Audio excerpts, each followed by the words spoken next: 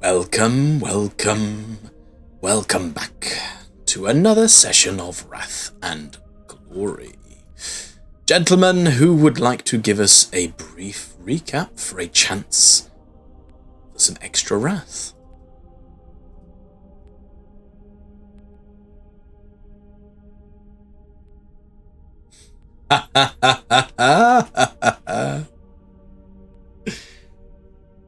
It's not accurate.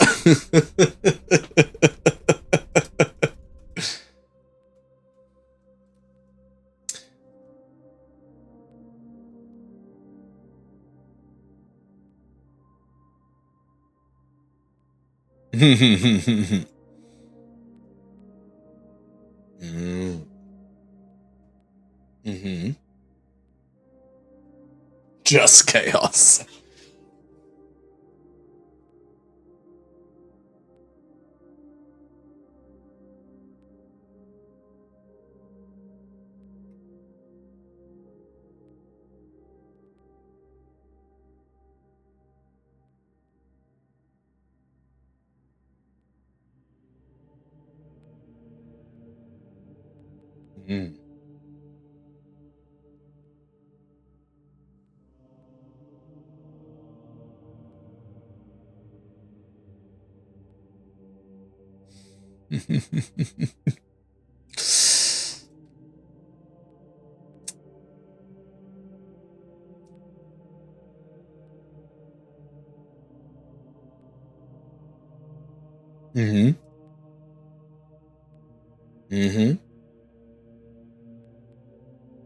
Yeah.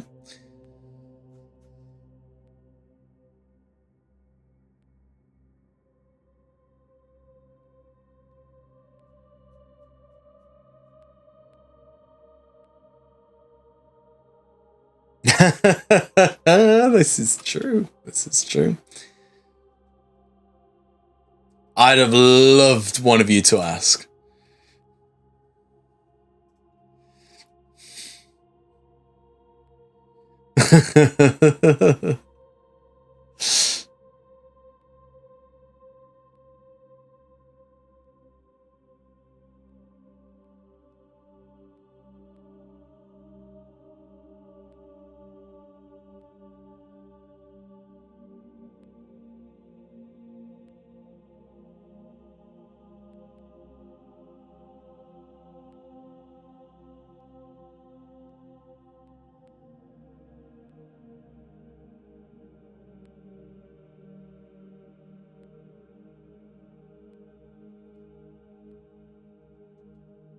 Oh, Byram. He did, yes. Dutifully tinkering away.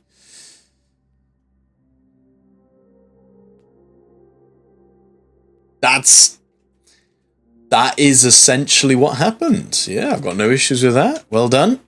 You earn yourself a point of wrath. So, having been taken into the custody of Acolyte Lockson, boarding his ship, you hand yourselves over without a fight, happy to follow the correct procedures. As a member of the Inquisition, they do carry the word of the Emperor with them. The ship takes you back to the spaceport of Delta Signovum, a place that you have visited briefly before, but as you arrive, it is a different part of the space dock. It appears to be more of a private docking area. As you're all escorted off the ship, you're taken down narrow, winding metal corridors. You pass through numerous checkpoints, and at each one, you are expected to hand over your armaments of war. Does anyone refuse?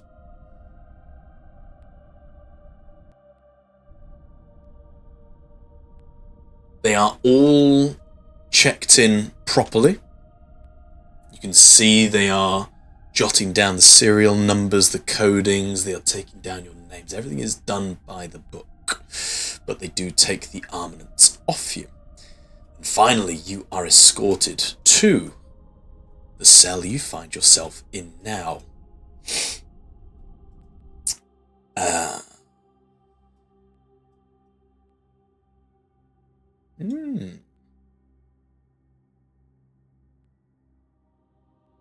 Tentative enough for it to be noticeable by the people handing it over, or just sort of like a brief kind of...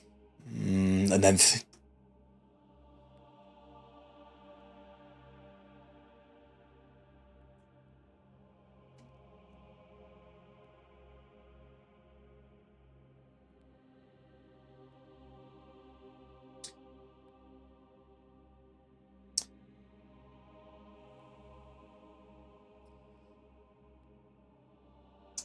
The servitor who is kind of collecting all this kind of looks up at you and just blinks without any acknowledgement, but Acolyte Lockson, who is behind you, says, "Don't worry, Paul. If anything should happen to you in there, I have a way of dealing with you all myself."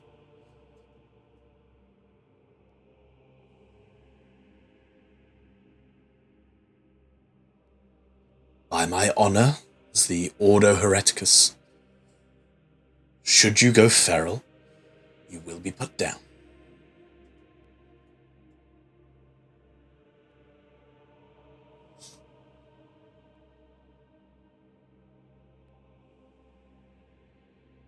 Wonderful. So, the room you will find yourself in is small, suffocating in its austerity. Unforgiving plasteel walls lined with the faint scarring of previous interrogations enclose you in a cold embrace. The only furniture consists of a metal bed frame, stripped bare, a plasteel bench fused to the wall, and a small metal table with 2 chairs, one cold and bare, the other plush and ostentatious.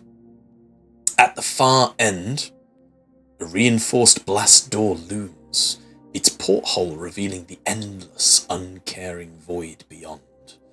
The darkness of space stares back at you, a chilling reminder that, out here, no one is safe from the Inquisition's judgment.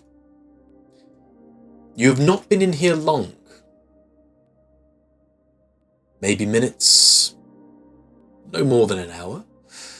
But in that time, is there anything you would like to do as a party? Or say?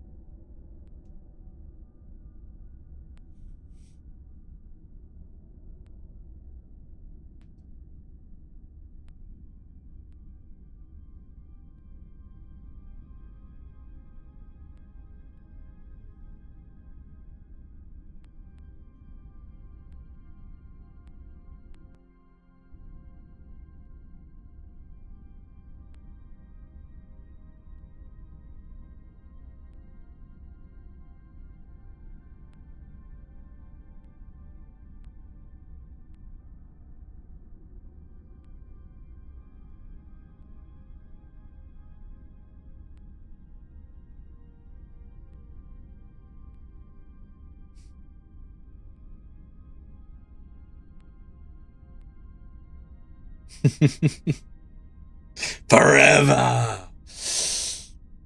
No, the book does not say. For now, we'll say it lasts for a scene. A scene seems to be a typical reference point, similar to like perils, some of the perils. So it would last for a scene.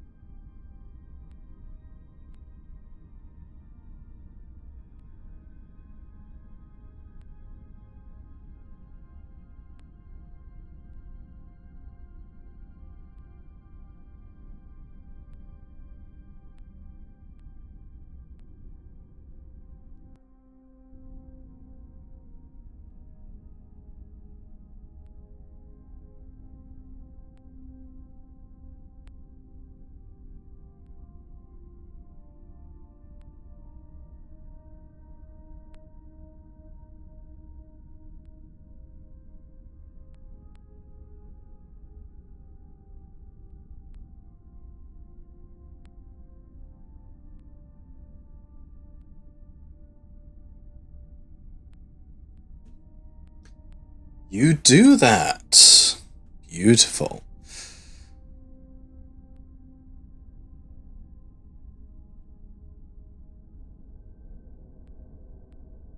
Yeah, I think that fits. There you go.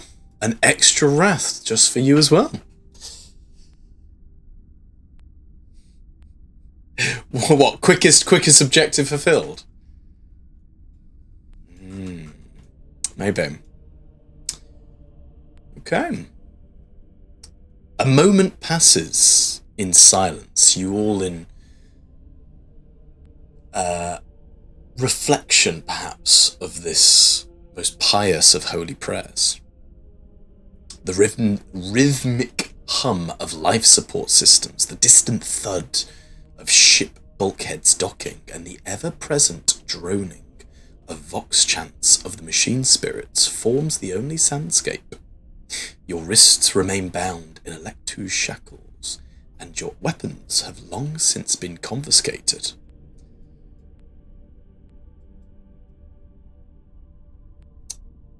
And then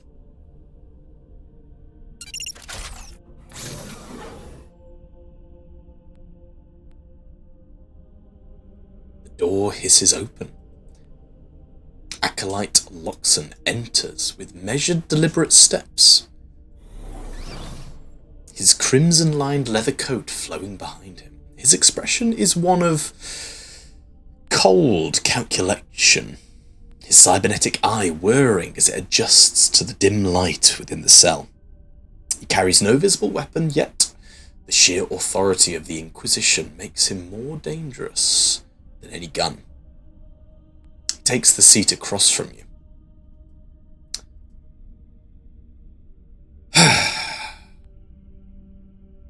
You three stand accused by the Ordo Hereticus under the authority of Inquisitor Argyle. Your actions across Gilead have drawn the scrutiny of the Inquisition, and your lives now hinge upon the truth, or your ability to provide it. His augmetic fingertips dance across a data slate in one hand. So then, as he looks at you all, let's start at the beginning, shall we? Tell me, what happened on Ostia?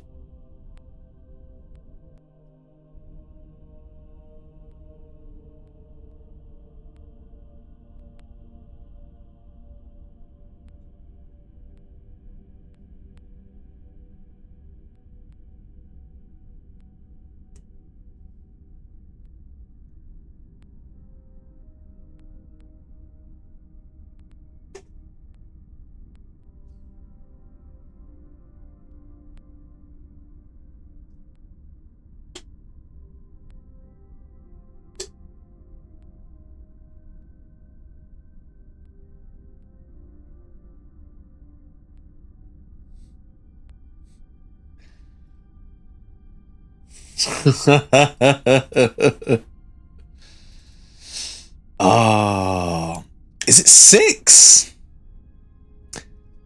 Any character with the Imperium fails any fellowship test and suffers the shock damage equal to double your rank. Oh, yeah. Describe the convulsing nature as this lie tries to spew out from your mouth.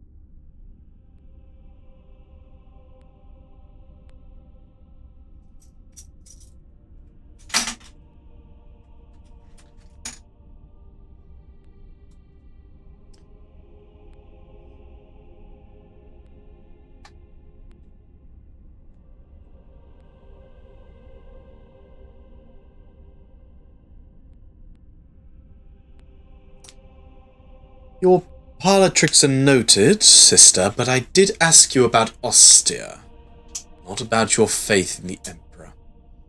So let's start there, please. Thank you, Lord.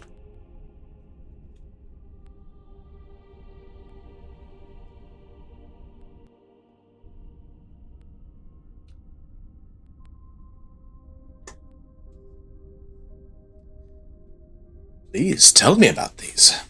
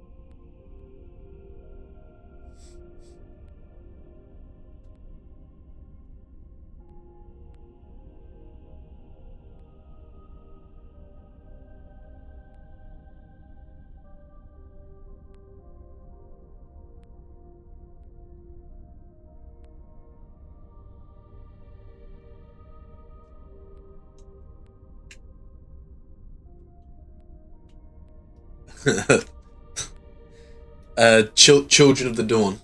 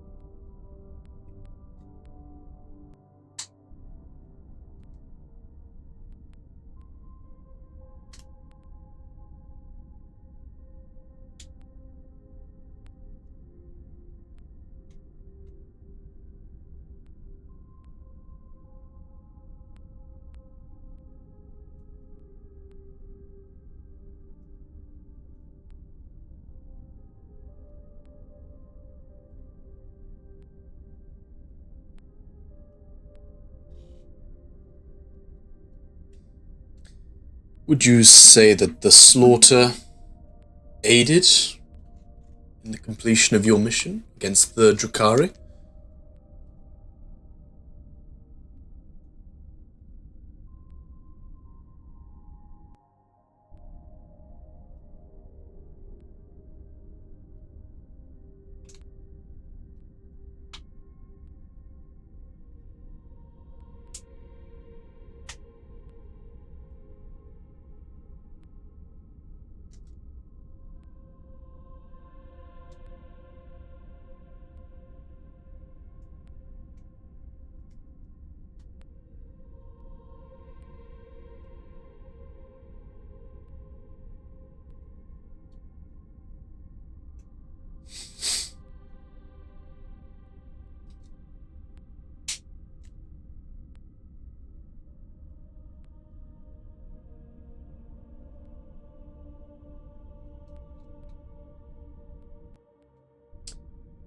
Kind of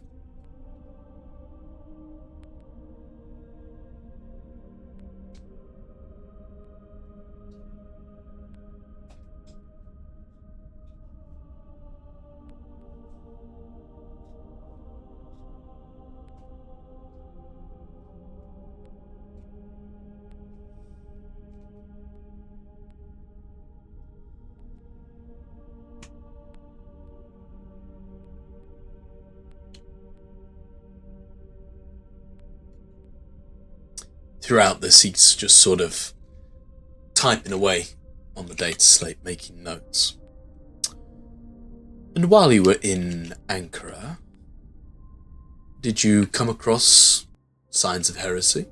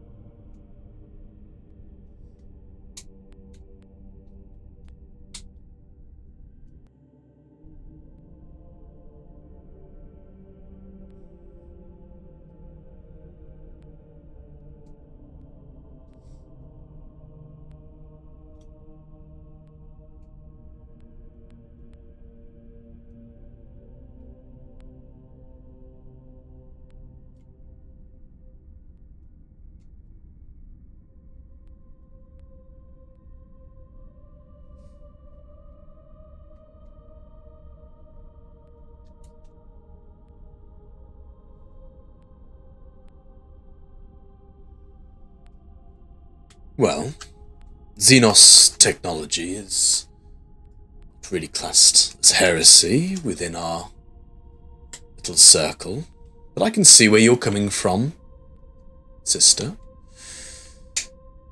Pray tell, expand on this sign of chaos you found.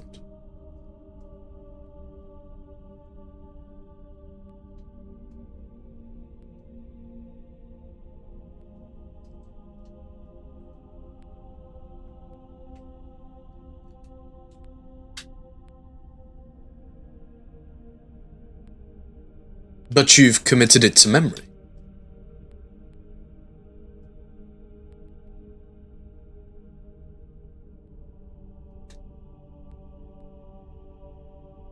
I see. And you say you burnt it?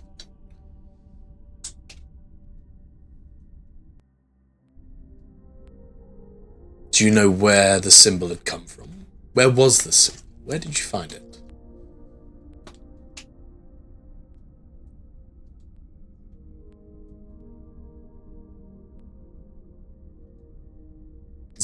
Futar, it was Xanthar Futar was his full name. Xanthar Futar.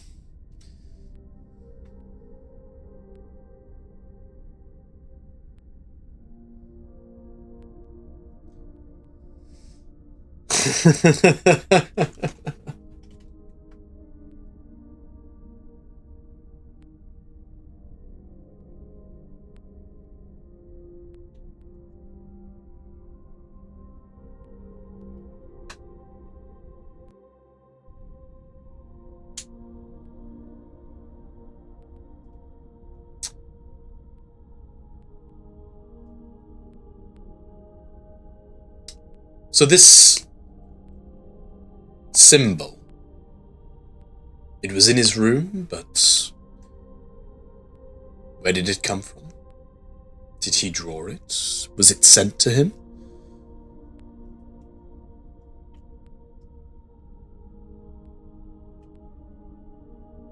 Jots it down. No, sister, that is enough. That is enough. Right.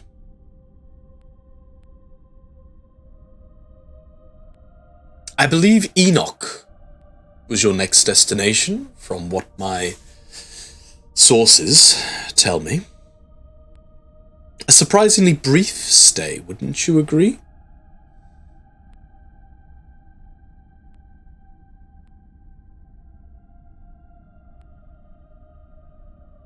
And what did you do on Enoch? What did you find there?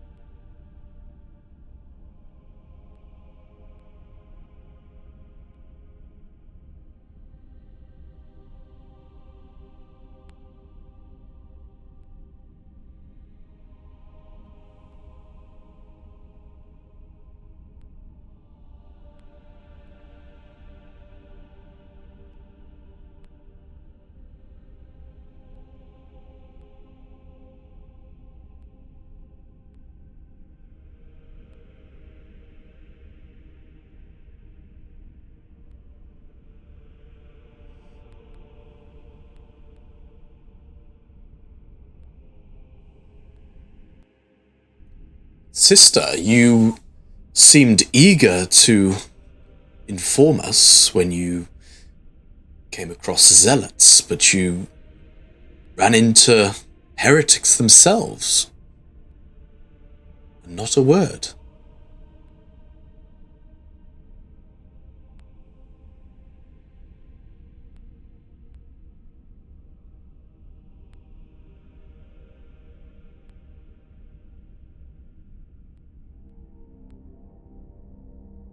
Of course we received the message, we just didn't receive it from you, sister. I prefer my sources to be direct, not second-hand. Well, short as your stay was, your efforts during the Genestealer Uprising garnered high praise from Captain Demetra.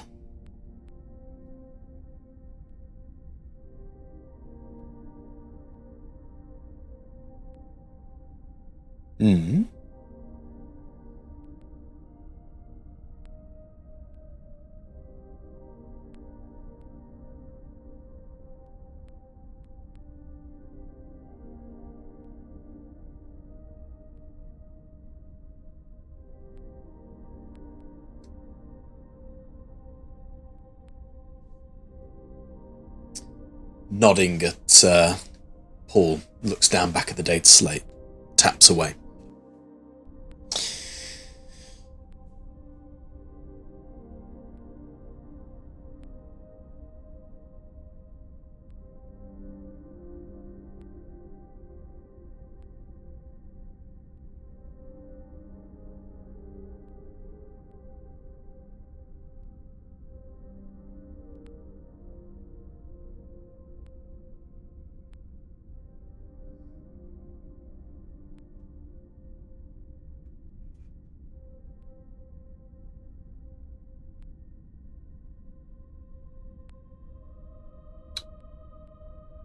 Well, a fulfilling day on Enoch.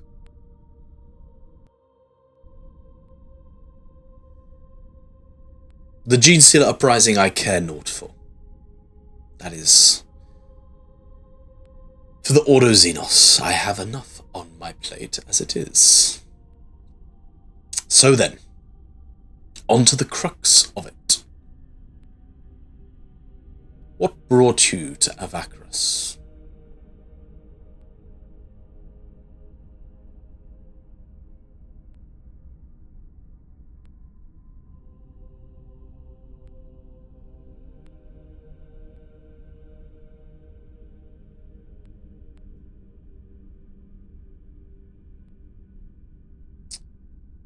You've spent some time with the Mechanicus now. What are your thoughts on our metallic friends?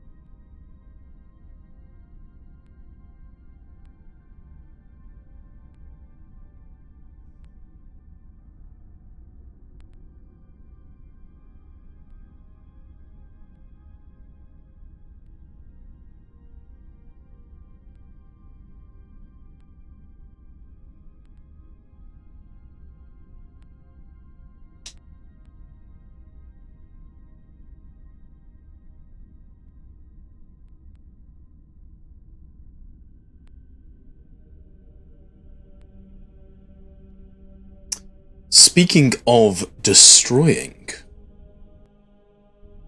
on Odo you all had a chance to destroy that tainted space marine. Why did no one take that?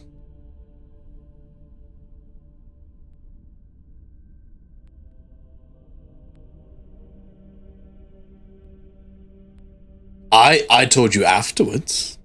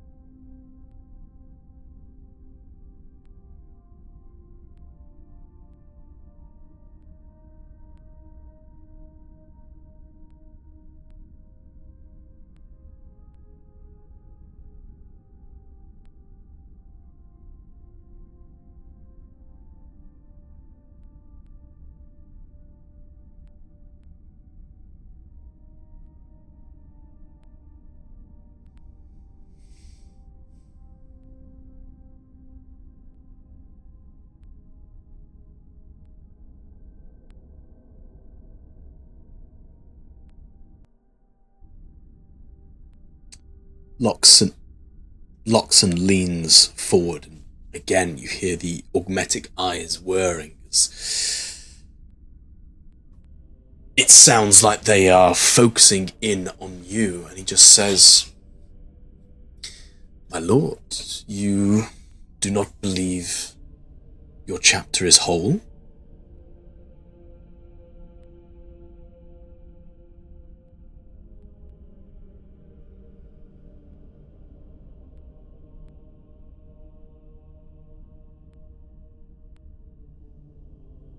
You disapprove of Achaea, then?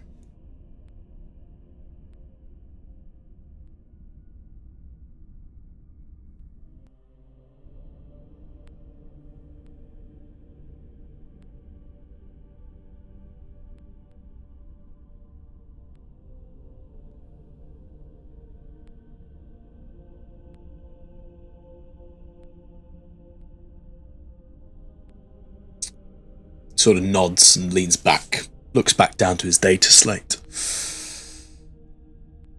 You all saw what we fought in that room. Demons, some call them.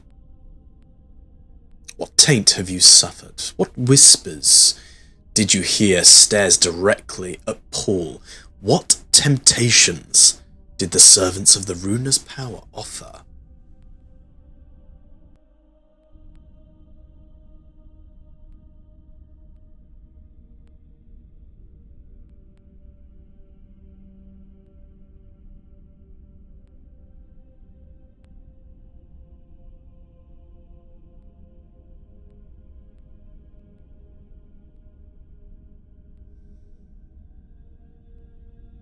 And you accepted it.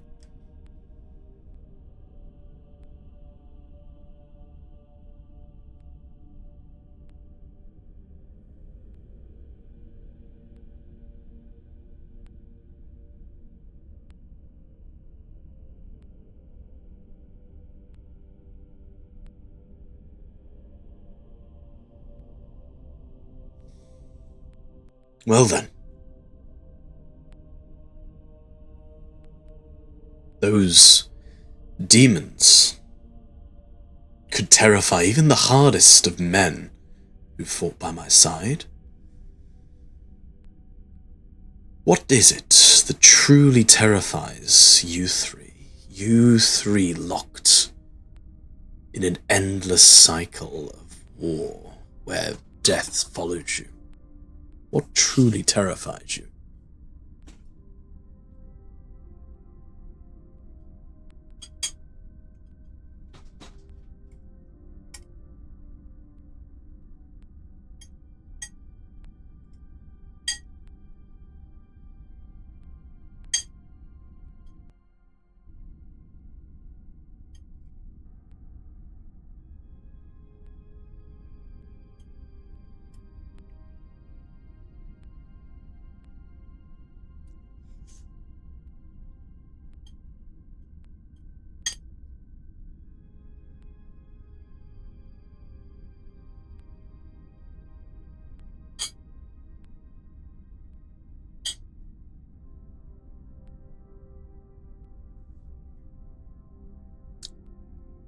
One thing that our poor system has in excess of.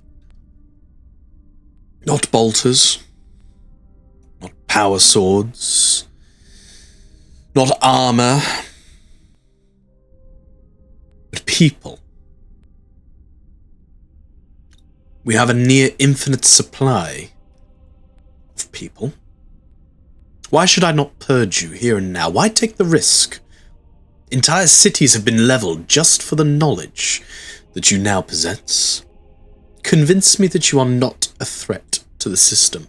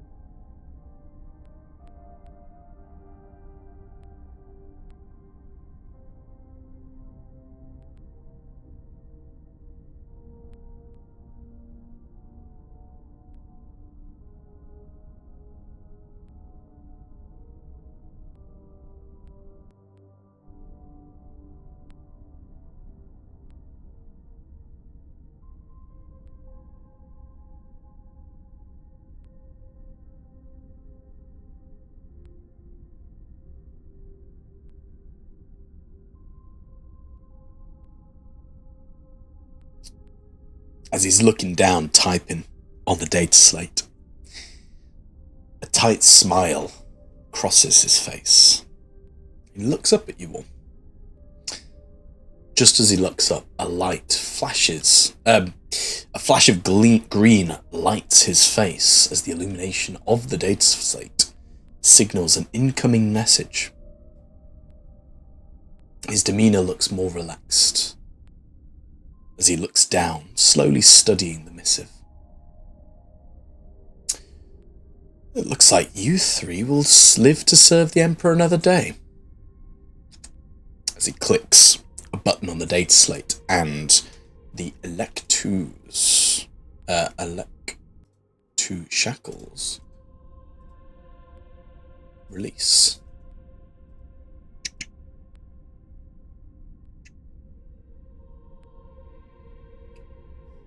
In fact, the Ordo Hereticus has an assignment for you.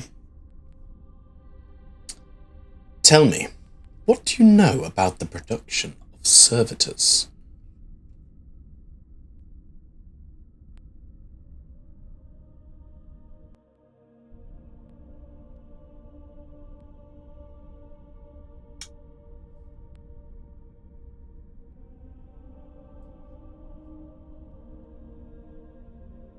Heptex in Ankara. I mean, you were in the rooms. Were you admiring the production of organic and inorganic material being fused together, or were you being mission focused and not really caring to look?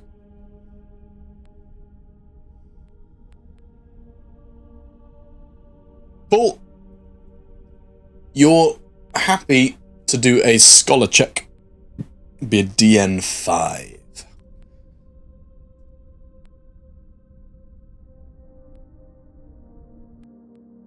Oh.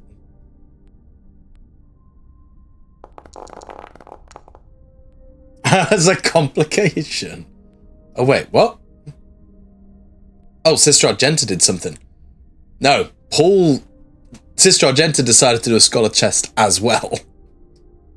Without telling us.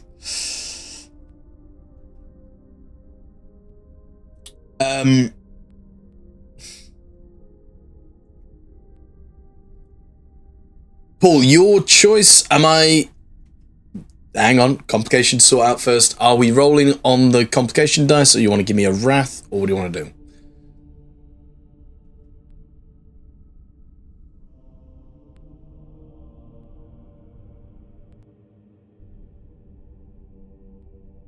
Go for it.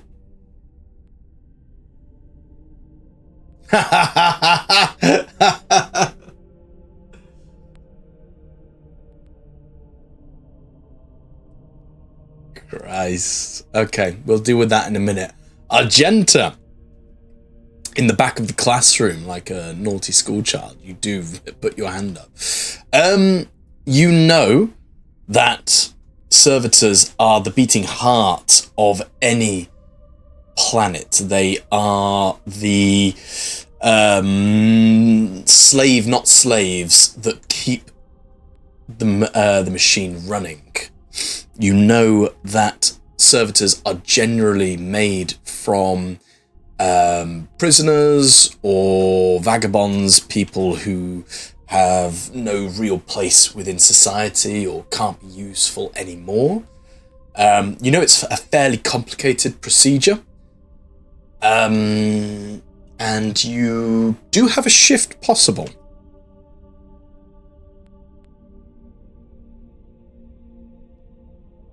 You can do that if you want.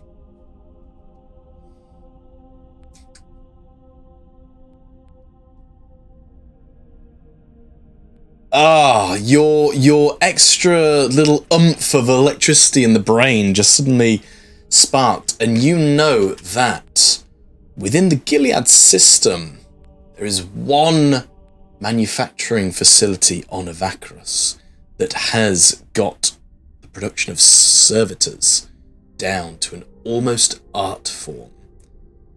It's called the Pakthertius Manufactorum.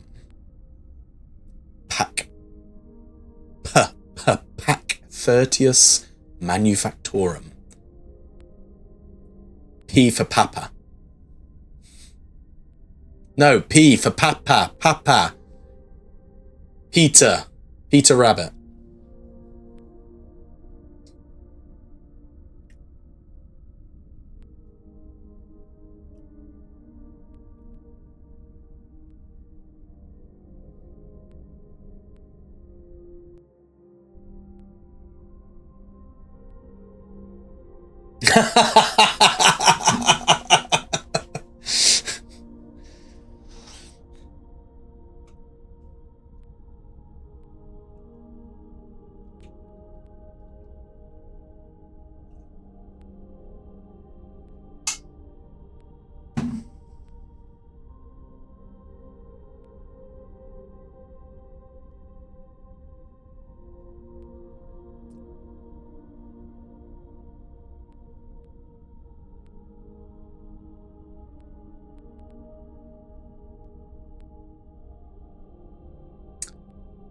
Yes, Paul.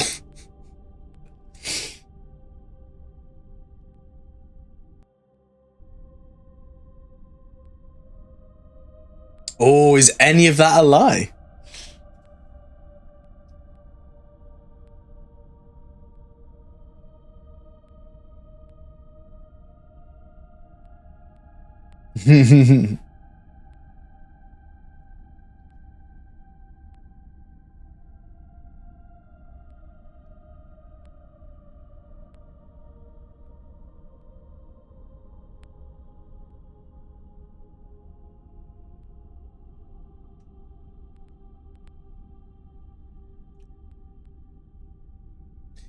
You are correct, sister. You are full of surprises.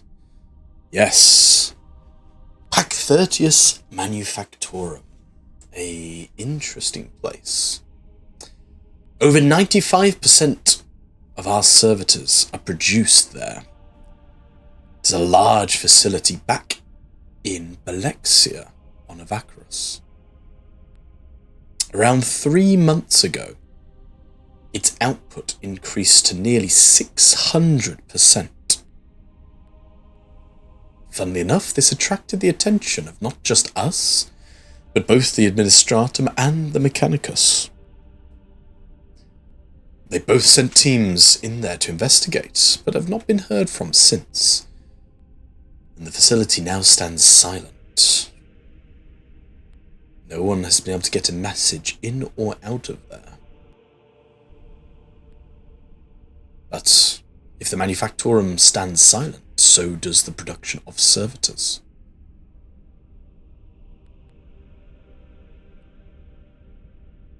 We need to get that facility back up and running. And I've been instructed to task you to do so. I assume you have no issues with this.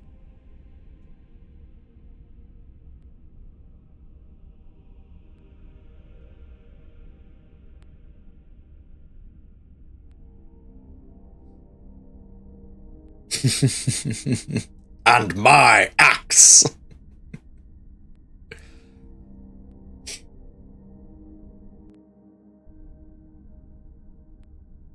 This is good to hear. I have chartered a course for my Valkyrie. It will drop you at the Pakthertius Manufactorum. You should first make contact with Lothar Skult. The Administratum Productivity Investigator. Contain any threats, and above all else, get that facility up and running. He stands up from his chair. Ooh, that's Paul. Stands up from his chair. Yes.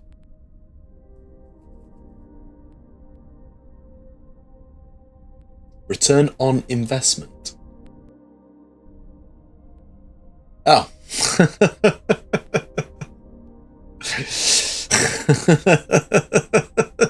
Did sales brain. I was like, where's Gerhard going with this? Can I invest my wealth? This is a good question, Lord Gerhard.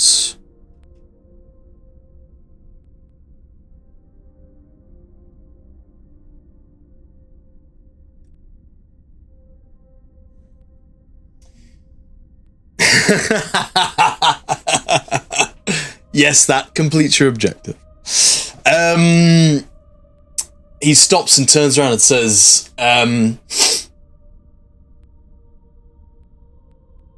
contain the threats by any means necessary. Life is cheap here in Gilead, but the loss of that facility will cripple the system.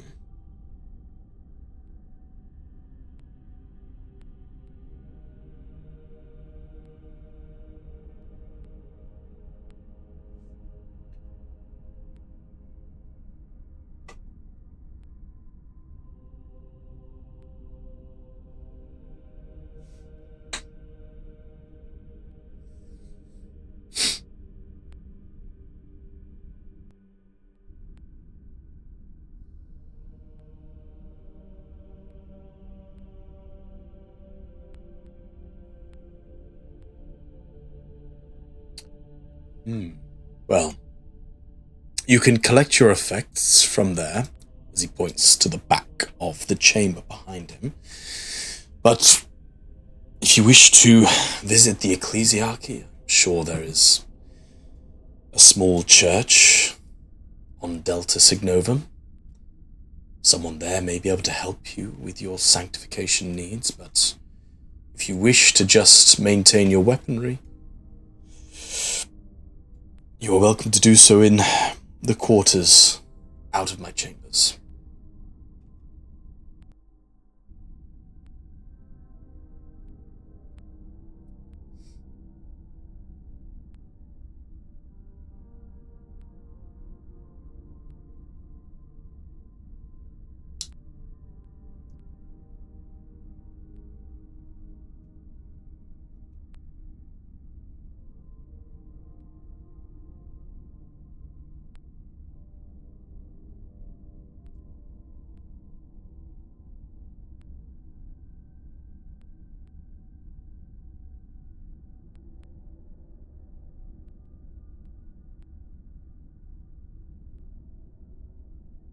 The Inquisition is not a courier service, Argenta. But if you wish me to take custody of the bolter and put it to the Emperor's use, then I will do so.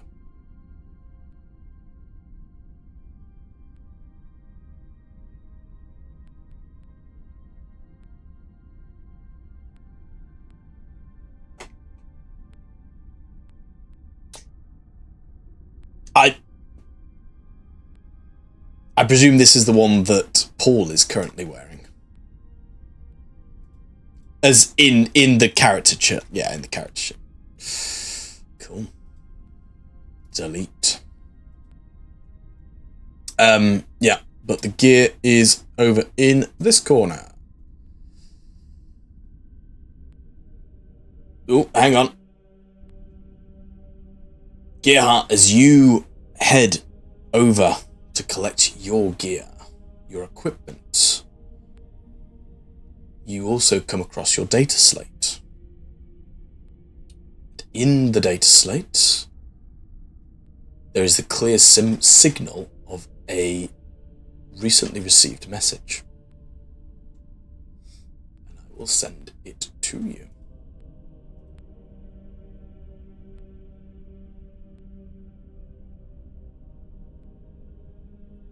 I will not forget. I do not forgive, I do not forget. You should have that now. Sister Argenta, may I have a word?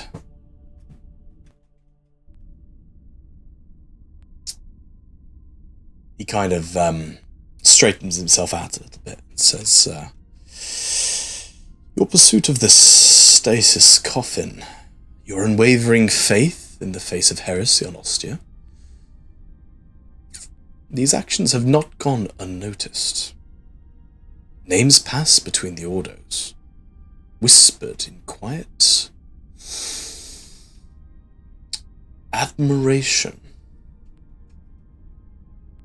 And yours has surfaced more than once. Inquisitor Argyle himself has marked you, sister. In the Gilead system, where faith is the final bulwark against annihilation, assets of your caliber are in short supply. The paths before you are many. The Ordo Hereticus is always watching. The Inquisition may have use for one such as you beyond the battlefield. Should you continue to prove your worth. For now, remain vigilant. There are those who would see faith twisted, who would whisper corruption in the guise of piety. But you, well, you are a flame in the darkness, and the Inquisition has need of such fire.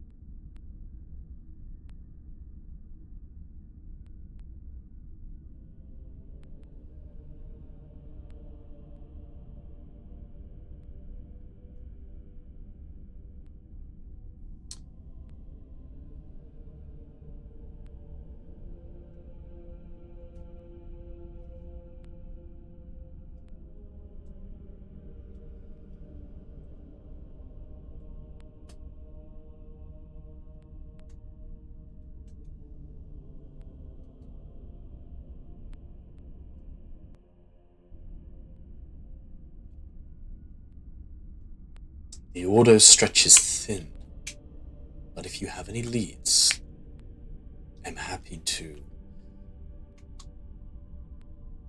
look into them for you, for this relic.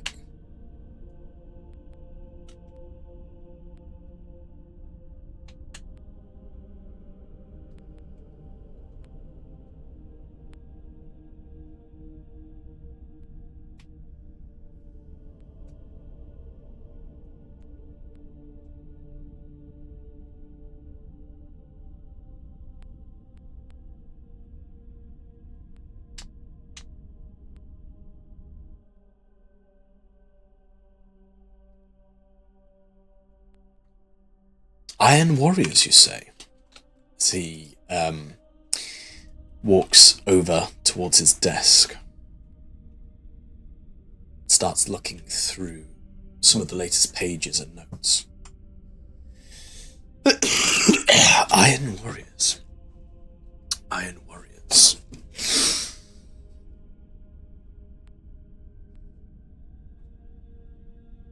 There's not been reports of iron warriors, but there have been sightings on Trollius, the Death World.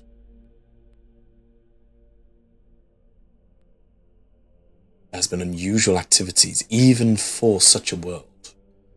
Its orbit has changed, its movements have changed.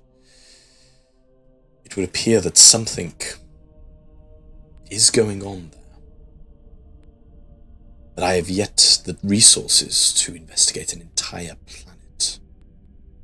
Perhaps that may be of help to you.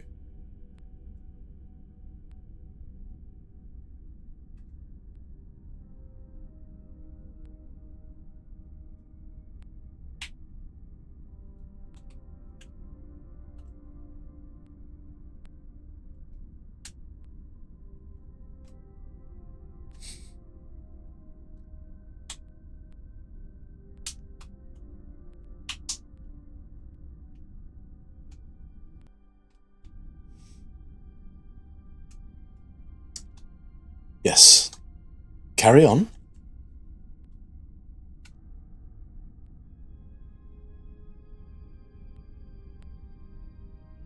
Oh, yes. James and Ed, roll me 2d6, please, each. Oh. Ah. Okay. Anything else you want to do in this room? Otherwise, we're going to do some teleporting.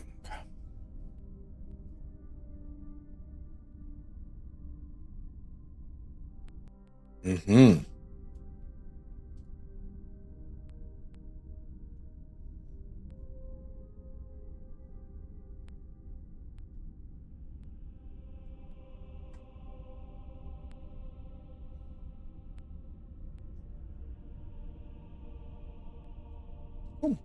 Just roll us 2 dice, roll us a ballistic skill and a weapon skill. It's only a DN3.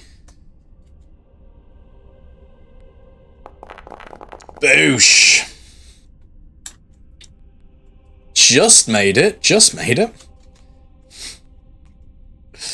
Yeah. Your bolt gun is nicely cleaned. With a complication. Up to you, James. Roll it or leave it to me.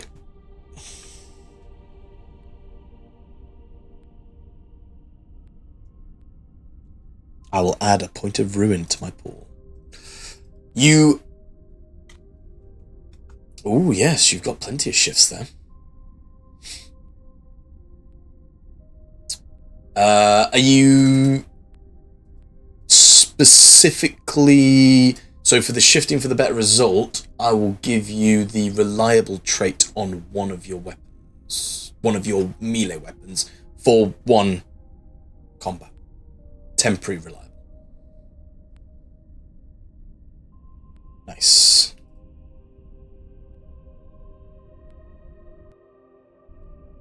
Do it nice and quickly, yeah. Nice.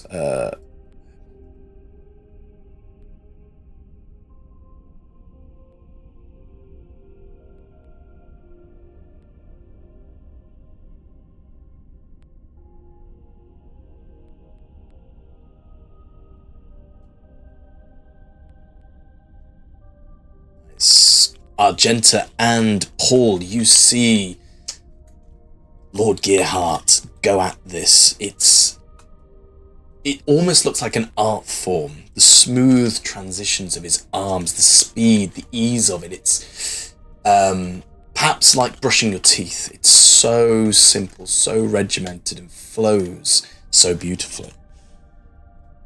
And yes, you have a temporary, reliable eviscerator. Anything else we'd like to do? Absolutely not.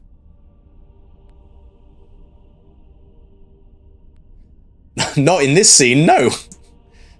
Oh, right, okay. I mean, so, no, you can't do it in this scene, but on the journey to where you're going, you'll have plenty of time to have done like a respite, and you'll be fine by the time you get there. So you don't need to do a Medicare kit. It's fine. Unless you want to do that thematically. Cool. Okay.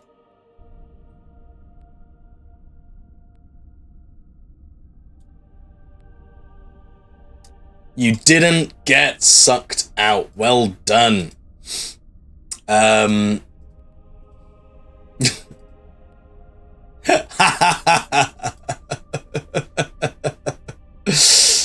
Oh dear. Oh dear, oh dear, oh dear. You were.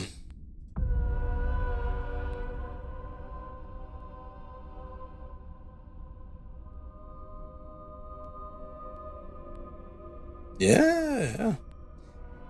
Humans are cheap in Gilead system. So, with your first dealings with the Inquisition dealt with, you file out to Lockson's private dock quarters. Private dock. There is a Valkyrie ready. The landing bay disengaged, down, ready for you to step in. I assume you all step in and jet off back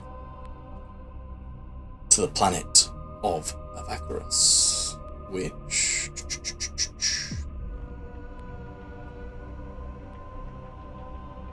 For a reminder.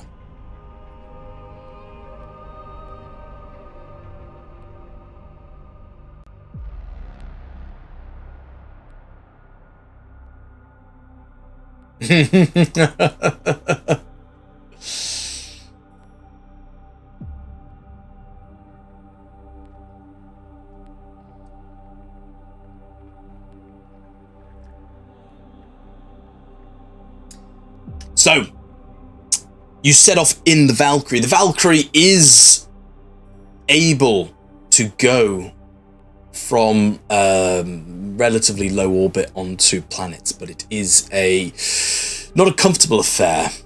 It is a rickety, turbulent descent down onto the hot planet. You once again follow the usual, or what you previously did, entering the more tepid zone of the planet to one of the large, extremely large elevators that take you down into the belly of Avacarus. Once down there, into Belexia, the Valkyrie sets off once again, flying over the tops of the city of Belexia itself. From this high vantage point, you can see the mechanical beauty of the city, its logical layout, its patterns, its forms. There's nothing organic about it. It is clearly designed by an intelligent mind, a mind who knows exactly how to make the best efficiency of their city. After a few hours, so let me just give you your shock back. And you your shock back. After a few hours, the Pakthertius Manufactorum looms over the surrounding industrial buildings. Its baroque spires and brutalist walls are lashed by curtains of pollution-stained rain. Dark rivulets of oil and water fall like tears from the ever-present brass skulls and the Adeptus Mechanicus heraldry. Unlike the surrounding factories, which bustle and spew out pollution, Pakthertius lies silent. No smoke emanates from the towering chimneys, no movement can be seen through the obsidian windows, and an eerie silence hangs over the entire facility like a death shroud. The Valkyrie slowly touches the hard asphalt outside the cordoned area.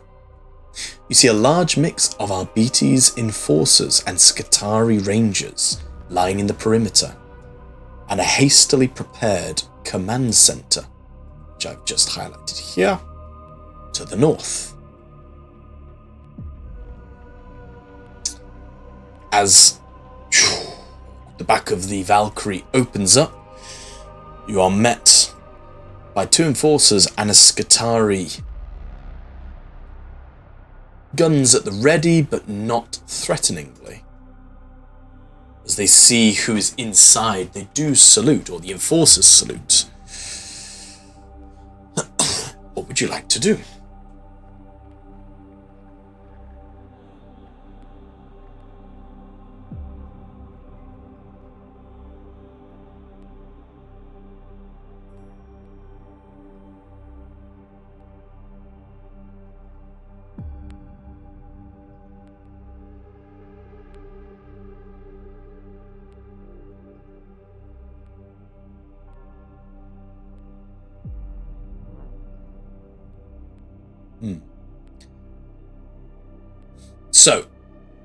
So you are in a large open space outside of Pakthertius.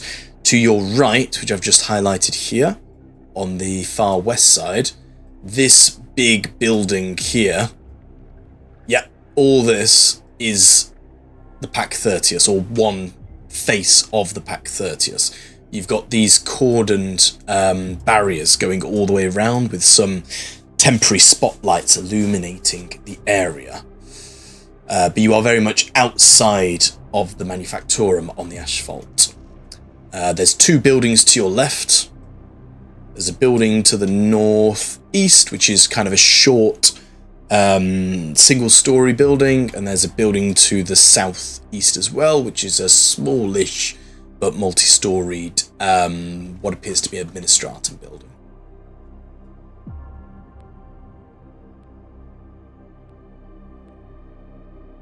You have completely left Delta Signovum. So you've left the spaceport, you're now back in Belexia on the planet of Avacarus rather than up in space.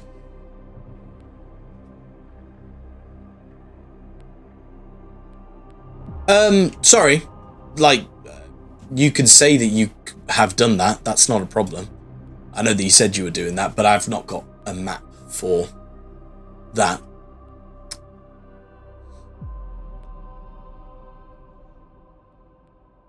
Yeah. Yeah, that was kind of the roles, was like that kind of maintenance, the sanctifying it, the cleaning it, the oiling of it. That was my headcanon of it. But yeah, for RP's sake, that's definitely been done.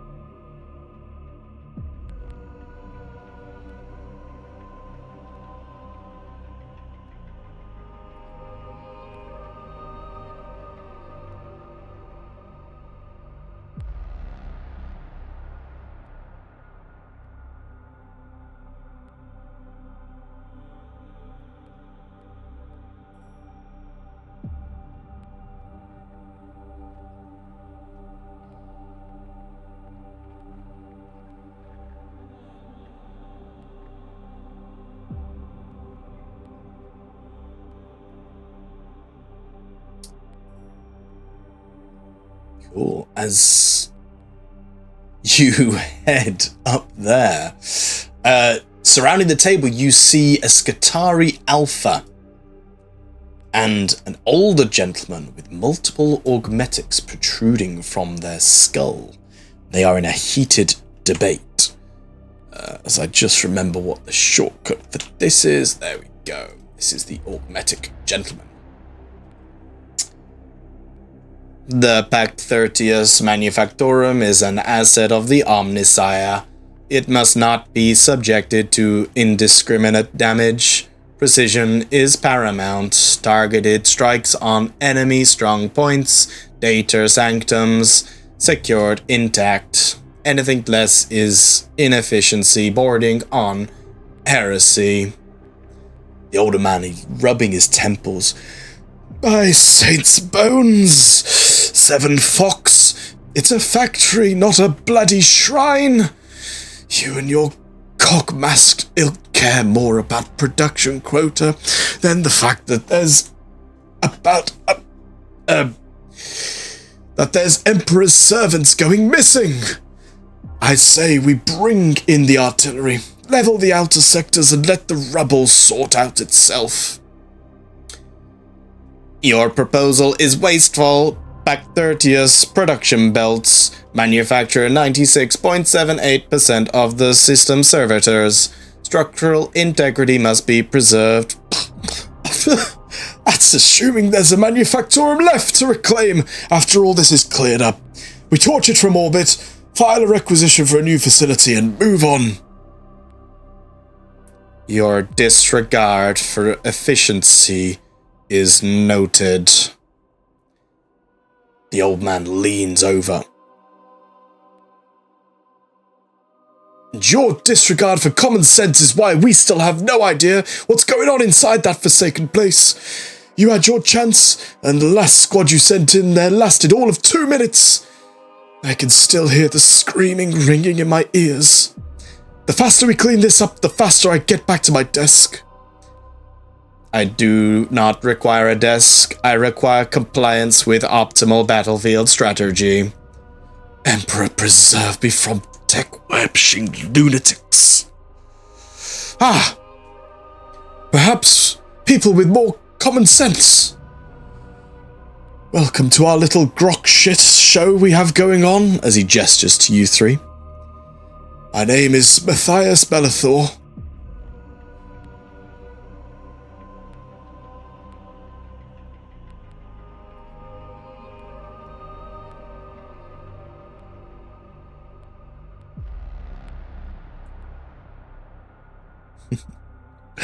He's an older gentleman with wide, wet eyes and a number of crude memory augmetics protruding from his skull.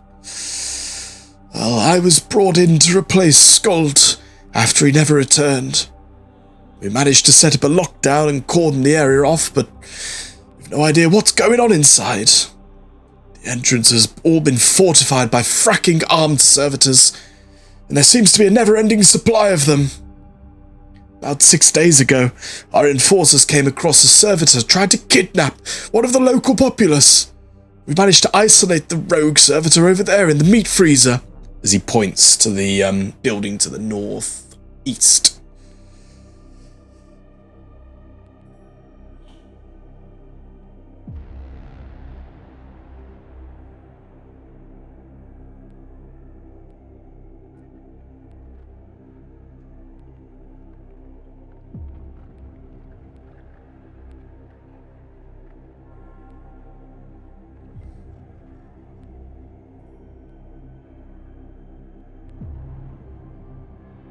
At the mention of the Inquisition, he kind of stiffens up a little bit. Lothar Skuld, he was running the investigation first. I believe he went inside with Magos Bast, but we've not heard back from them in around a month.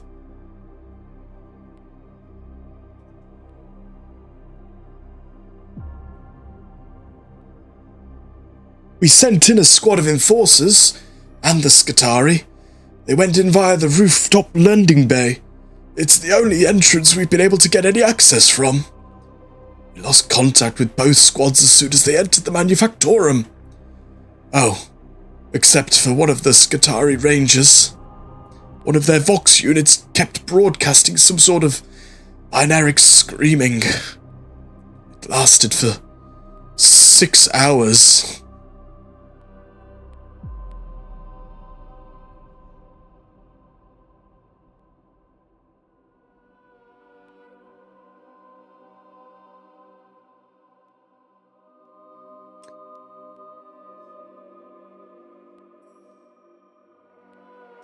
My designation is 7 Vox.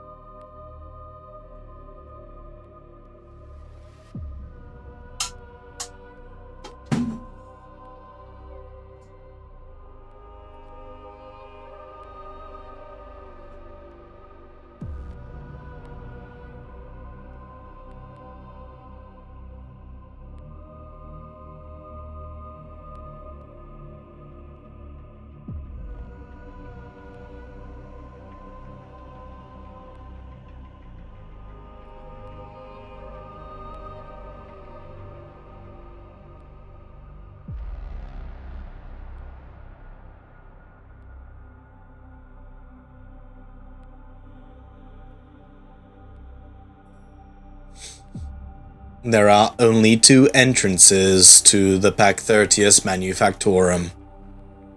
The rooftop entrance, where they take the prisoners, and the bottom ground level exit, where the servitors are shipped out from. The bottom exit has been attempted numerous times with heavy casualties. But the rooftop entrance, we have at least managed to get 2 teams in. It is still a dangerous task, but is the only option we have left. We've tried requisitioning blueprints of the facility, but the Groxing cogboys keep denying my request. Something about secrets of the Omnissiah not getting out of the enemy's hands, or well, hogwash.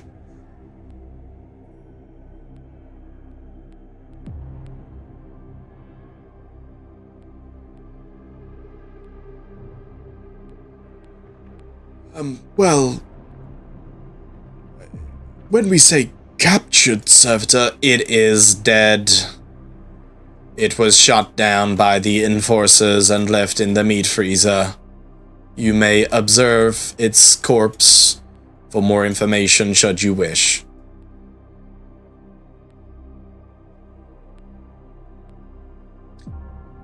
It was caught in a separate district adjacent to this one, trying to steal humans, and put it in a cage fused to its back.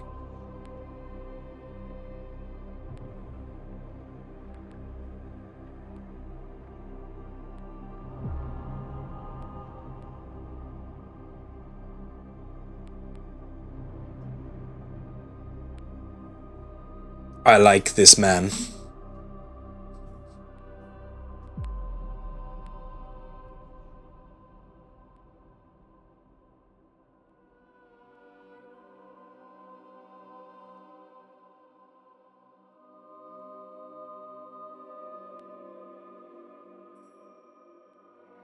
well, in truth, the last lot of enforcers were a bunch of headstrong brutes. They probably just set off the facility's defense measures. I'm sure capable experts such as yourselves will have no issues.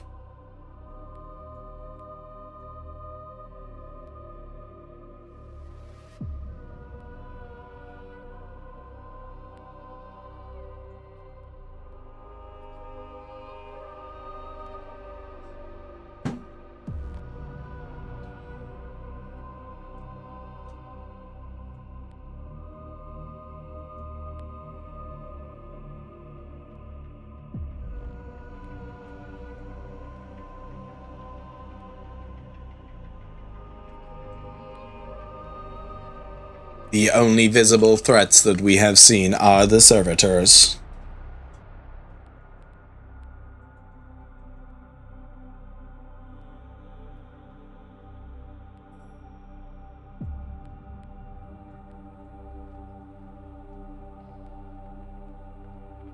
Are you asking Seven Vox what his team is made up of, or what they've seen?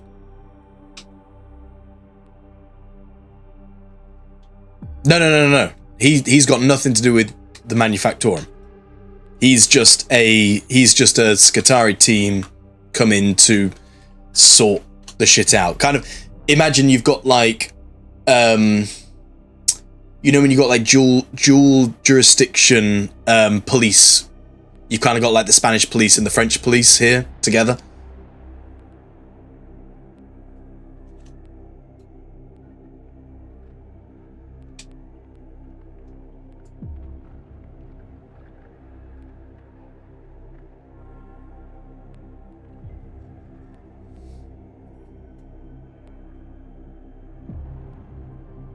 It was clear to me that there was audible heavy bolt ammunition being used.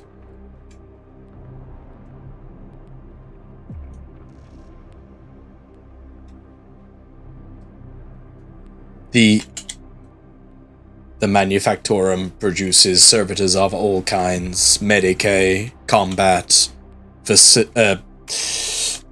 facilitating.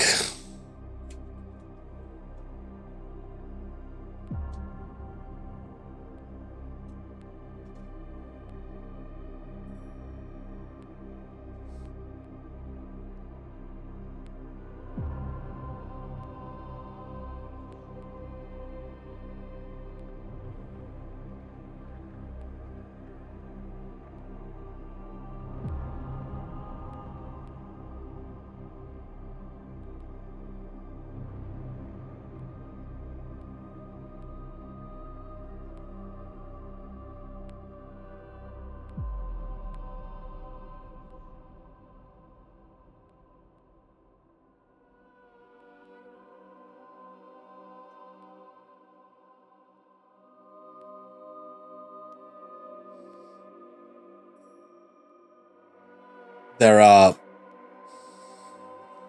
the men on the cordon were involved in the attack. There are many casualties, but people were still there. There was Ogrin-styled combat servitors with heavy bolters. There was normal combat servitors. There was a plethora of different shapes and sizes, but they were all servitors to an item. Something has corrupted their blessed visage. They do not serve the Omnissiah's will.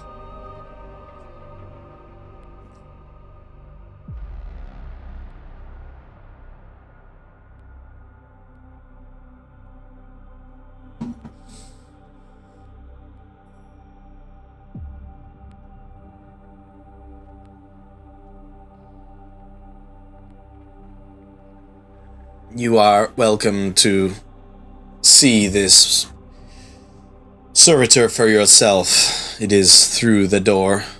They will not stop you. But of the servitors we have seen, there is nothing that would garner corruption or... He's tried to say that there were no tentacles or unusual horns or body parts. They're just like the usual melted skin that you get with them.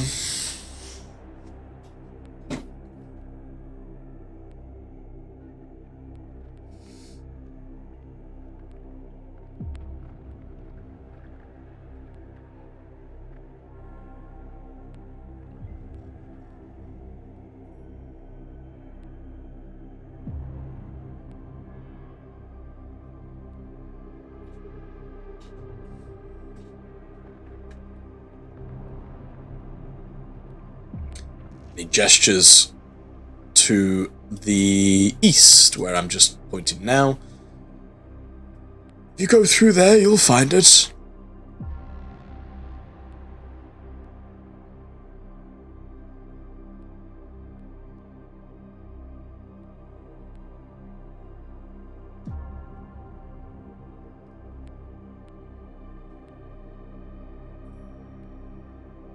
Yeah. Trying to get an image of this was very tricky, but that was about the best I could do.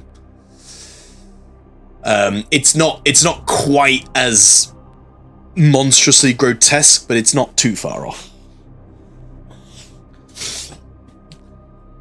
It's about 10 feet tall, so it's the size of an Ogrin. It's Ogrin build, Ogrin shape. Imagine like, it's a Ogrin that is now a servitor.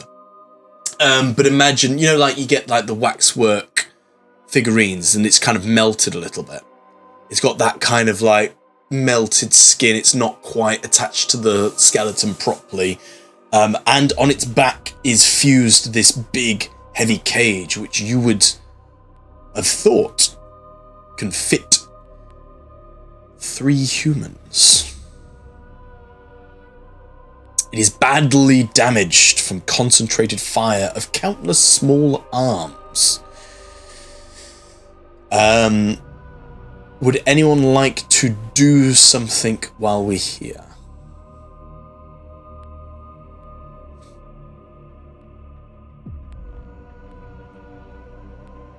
Sure, you can do a science. I think it's just the usual flat DN. Oh!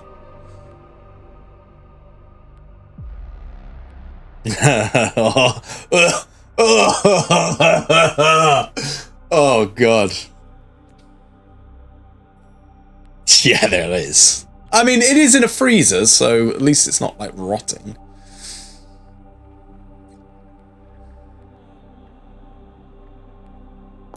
Mm-hmm.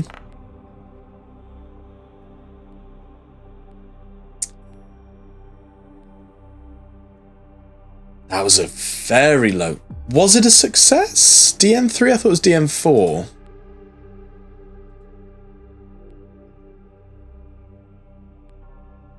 Oh, no, you're right. DN3. Ignore the GM. So, you reach out into the Empyrean, feeling out for anything unusual, strange, or occult. And you feel nothing. No signs of psychicness going on.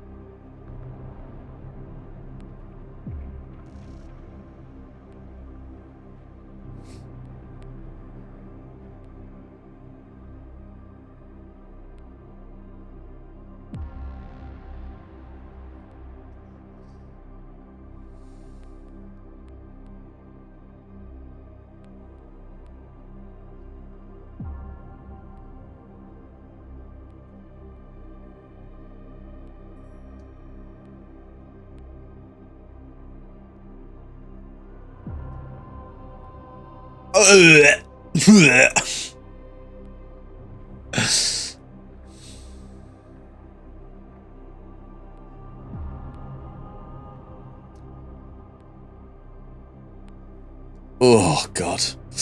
Okay. So.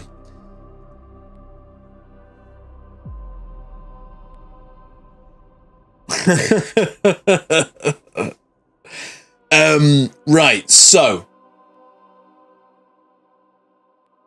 Oh.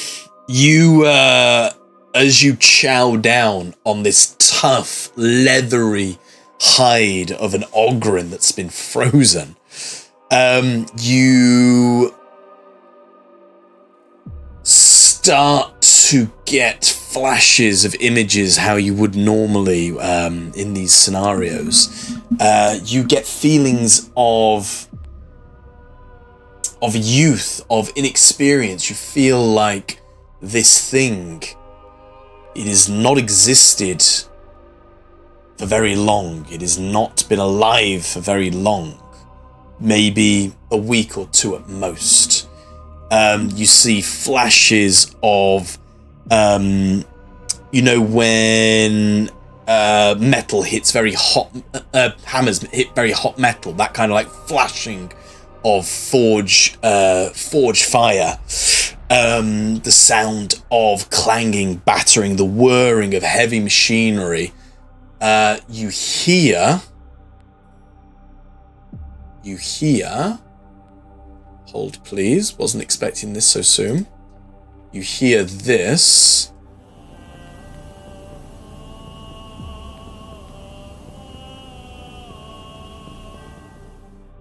You hear that, and your final images are of 10-foot tall, towering over this sort of 5'8" human, reaching out to grab it, putting it in your cage, and stomping back to the Manufactorum, which implies that it has at least completed its task once.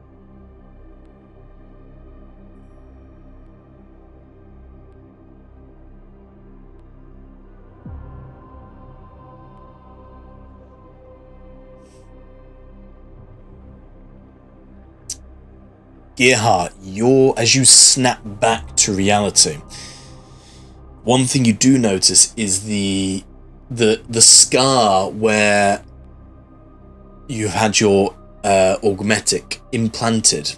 It feels itchy.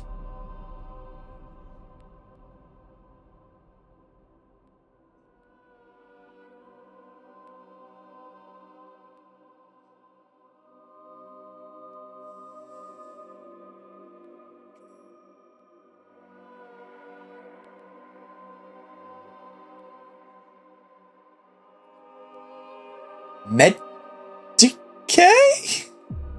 Tech test? It's gonna be like 10.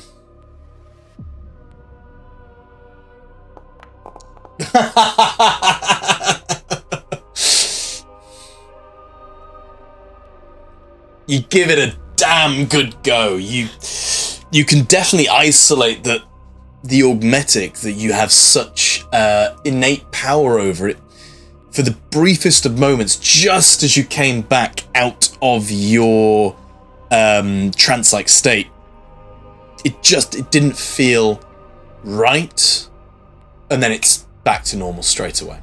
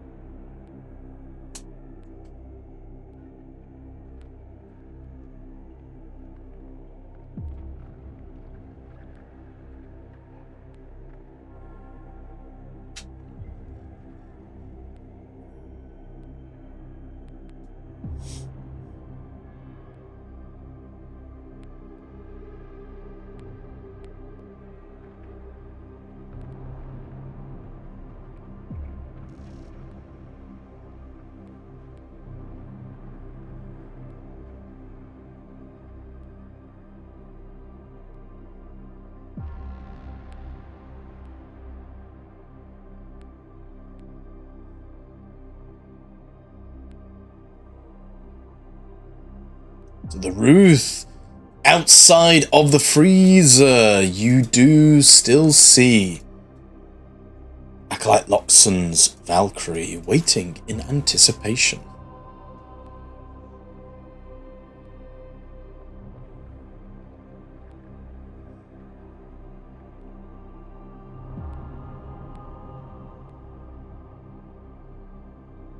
The Valkyrie is waiting in anticipation. It's big facility. Big facility. Cool. I assume you all climb on board.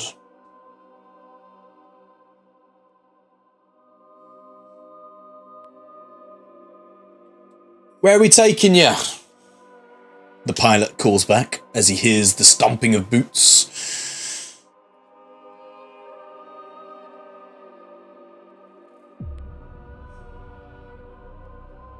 Right you are, hold on tight.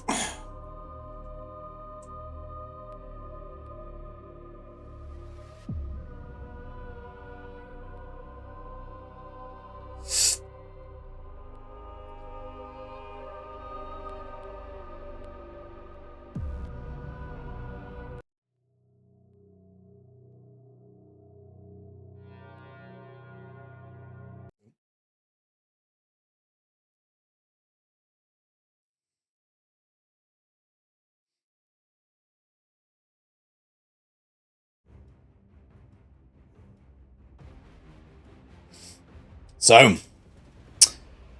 once you drop through the thick layer of perpetual smog, you see the rooftop landing area of the Pakthertius Manufactorum. Descending at speed through the torrential downpour, the twisting spires resemble the piercing teeth of a colossal beast, with the landing pad nestled in its slobbering maw. Hang on. Hold, please.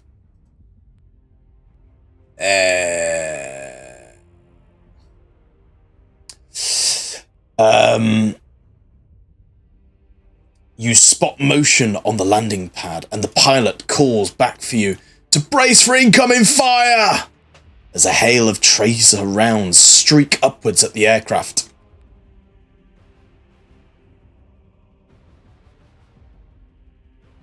What's that?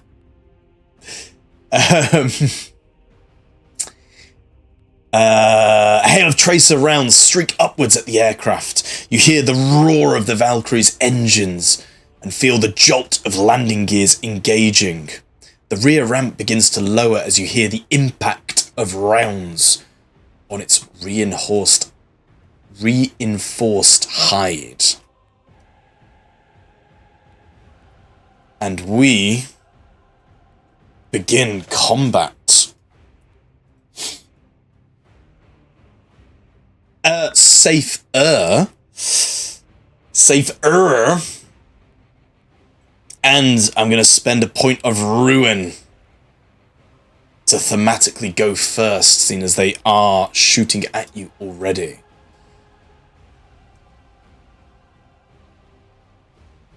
Yeah. So, as the landing pad drops down, the sound of heavy bolters all around you. One of the gun servitors fires.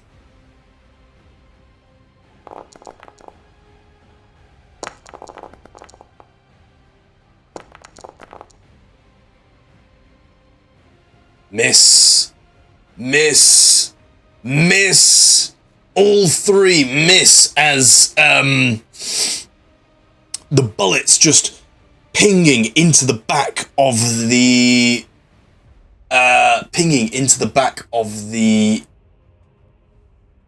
Valkyrie, going wide. It's 3 crits, but I didn't get any ruin.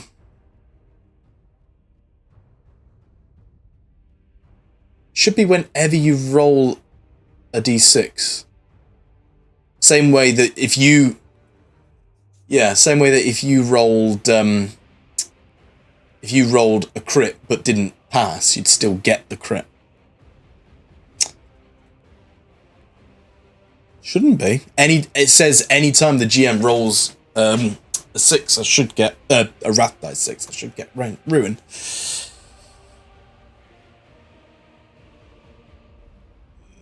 Combat has begun, but the game was paused. Maybe it was that. But anyway,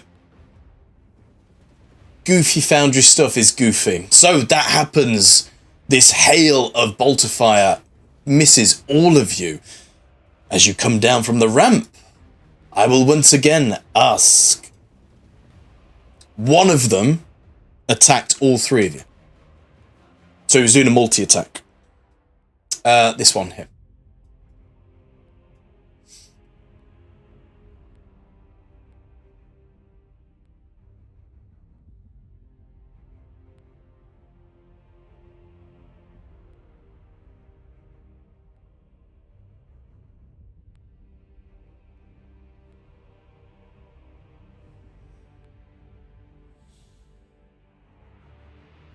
Visually, as the ramp's coming down, you can see that these 4 in the front are moving towards you with weapons in hand. What weapons are they? They are servo arms.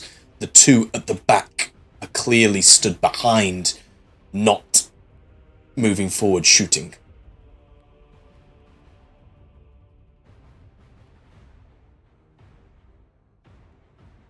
Okay. Pulls up.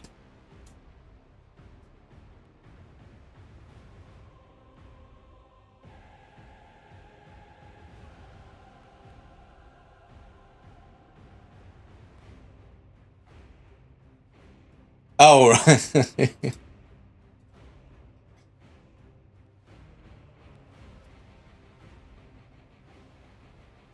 To be fair, a better GM would have given you that information anyway. It's visual stuff you can see.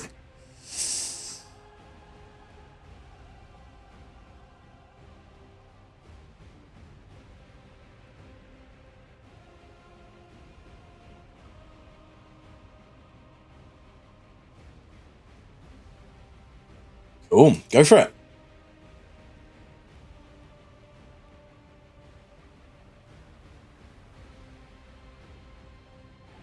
Mm-hmm. Nice! Good start.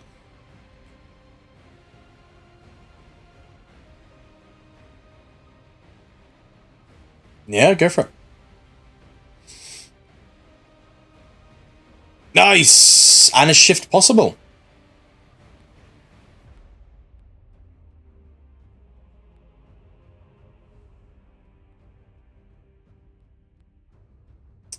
Oh, roll those perils.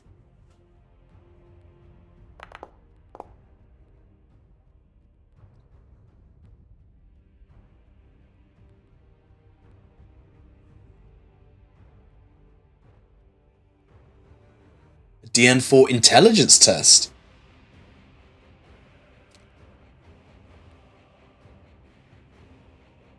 Just you, DN4 intelligence test then, please. That's a new one.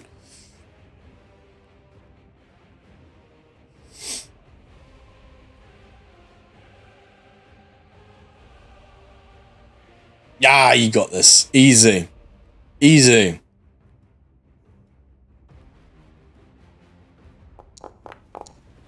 Ooh.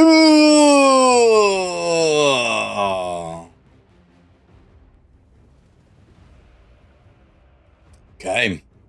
You receive 3 shock and are staggered by this droning buzz surrounding you. Where's staggered? Staggered is this one.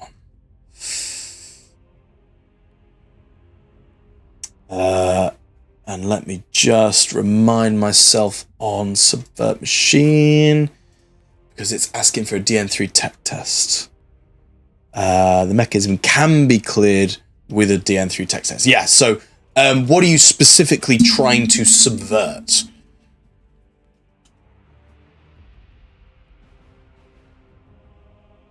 Cool. So, as the ramp's coming down, you're hearing this thud of bolter ammo, and then suddenly just clicking As it stops, the servitors just continue pressing the button, but nothing happens. Very good. You can steal with minus a point of glory, and Gearhart now goes first.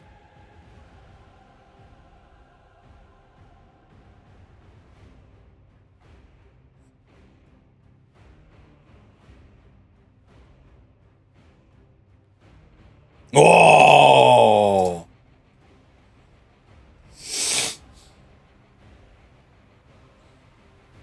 Do that without moving.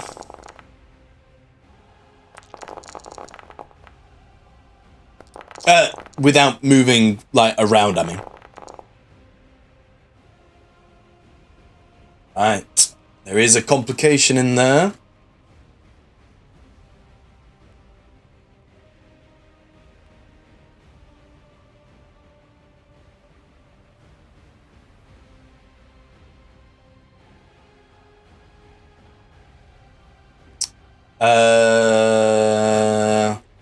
No?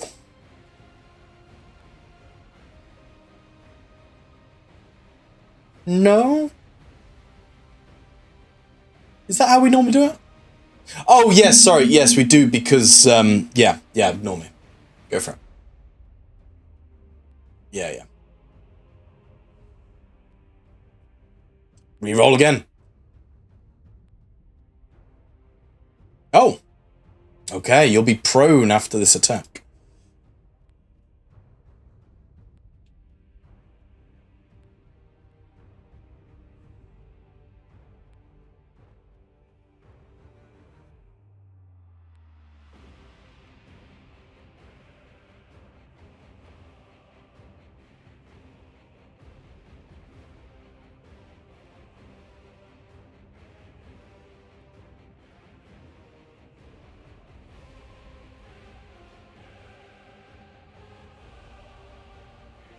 Okay.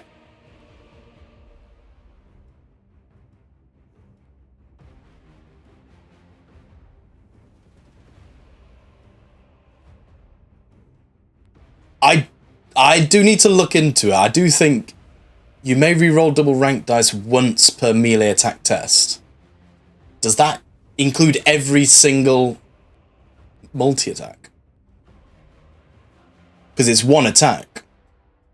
Yeah, I suppose. Yeah, I suppose, because you miss some of them, can't you? Okay.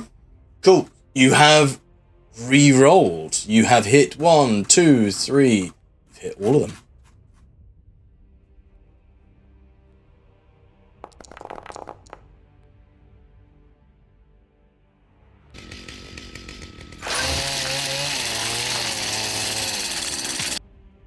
Nice.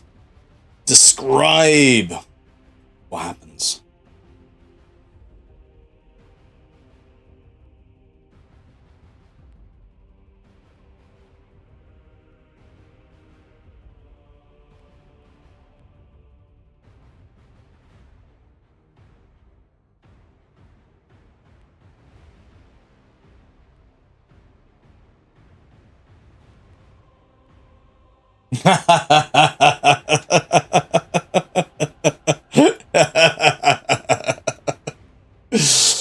Oh god, amazing.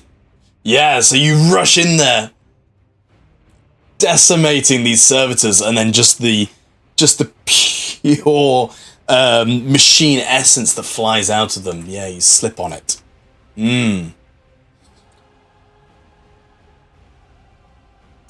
Okay.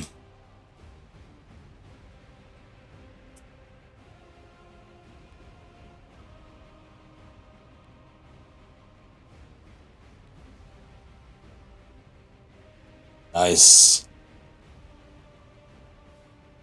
Okay, wonderful. Quattrum.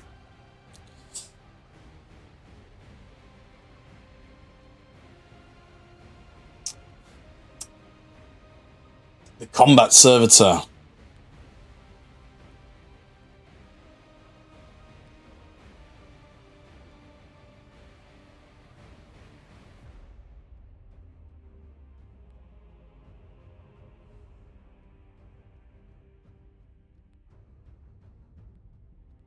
Nice. Very nice. So, we move on to the next gun servitor at the back. He's noticed that the weapon is no longer working. He looks down and tries to get rid of whatever's stopping it from working. He's going to use a simple action. It's a tech test, yeah. DN3, if I'm not mistaken. Let's go. Oh, no! And it's a complication. Oh, so whether it's the lashing rain outside on the landing bay, whether it is the unusual nature of having to do something out of its ordinary programming, as it starts to fumble around with the mechanism, you see the servitor freeze up. And its head just kind of lulls forward, and it is exhausted.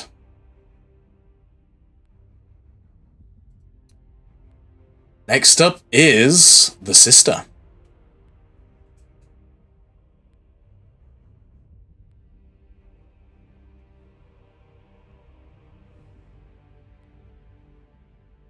Paul's not taking any damage.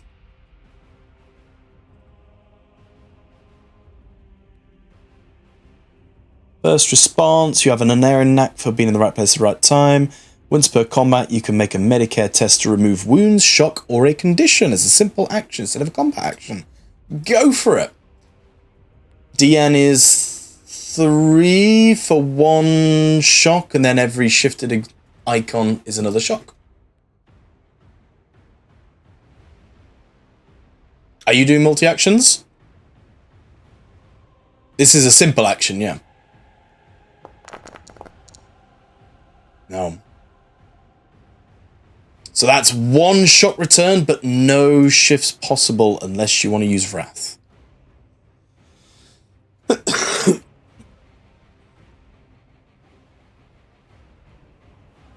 to you.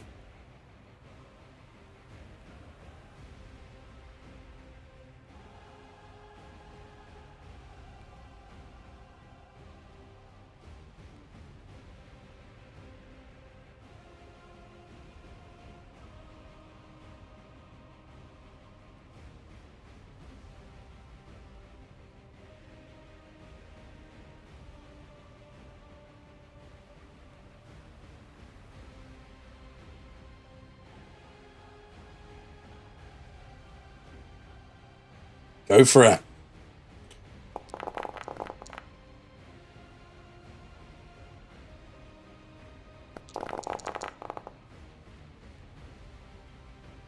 Nice, they both hit.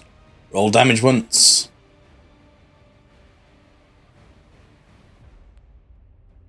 Thank you. I try to make things fun for you. Okay. Ed, I have a question for you.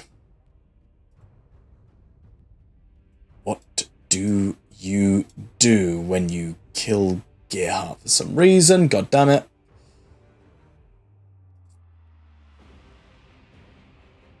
Oh no, you don't kill Gerhardt.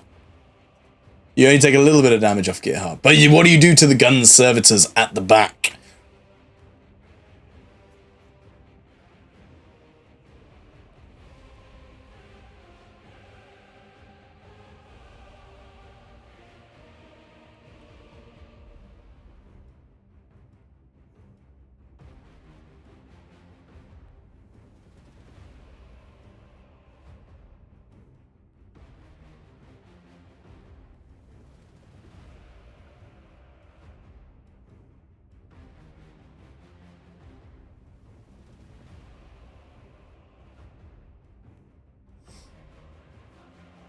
Hmm.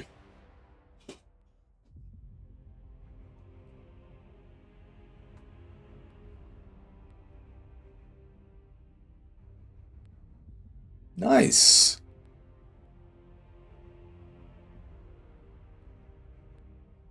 I do love how Ed always RPs aiming, but never mechanically aims to give himself the extra dice pool.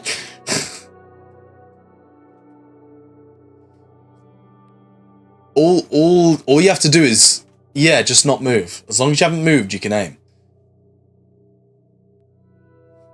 Anyway, congratulations. There are 6 servitors lying dead at your feet.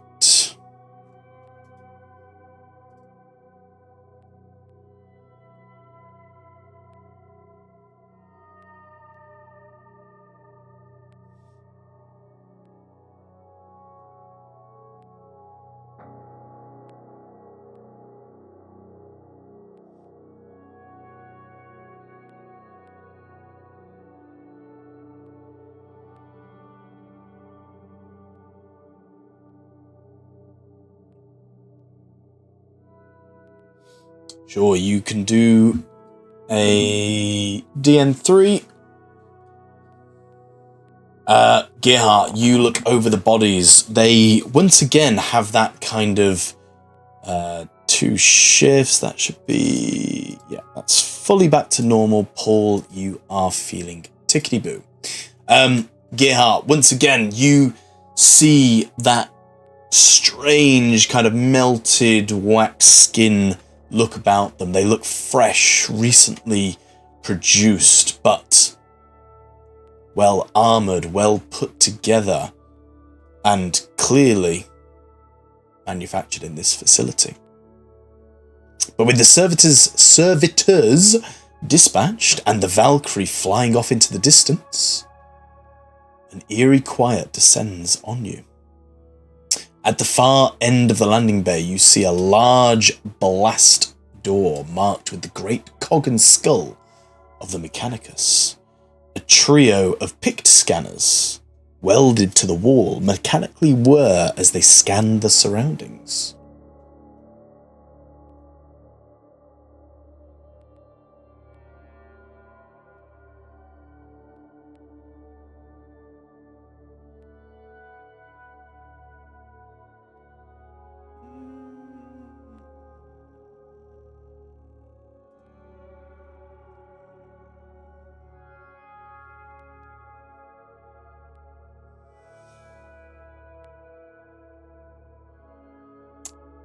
I mean, they're not really ammunition in that respect. If you want to spend some time collecting the bolt rounds from the kind of the drum that's on their back and putting them into a spare ammo,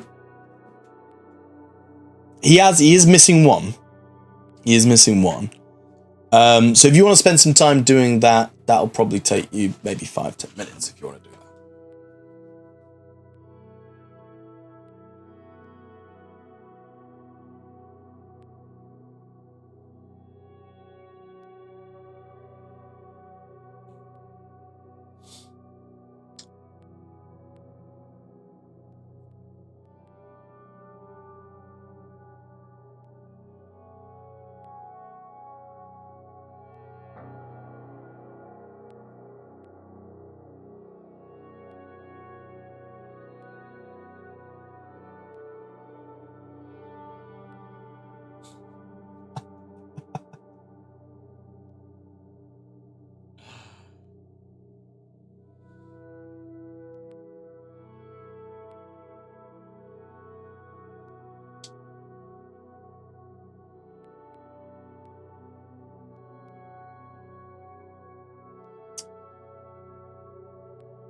As you approach the door, you see a small cogitator panel built into the side of the wall. The door appears slightly scorched and has had recent repairs, with part of the cog and skull replaced with plasteel.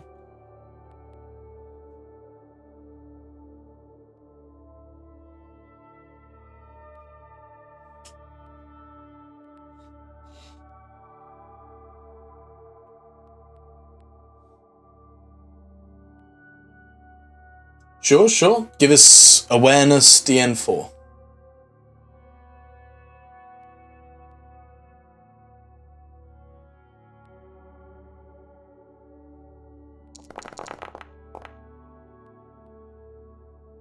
You succeed. You do not find any traps, tripwires, or that kind of ilk. But as you observe the door looking over it, you do see the damaged area, and you can tell that the plasteel is of a weaker material than the rest of the blast door.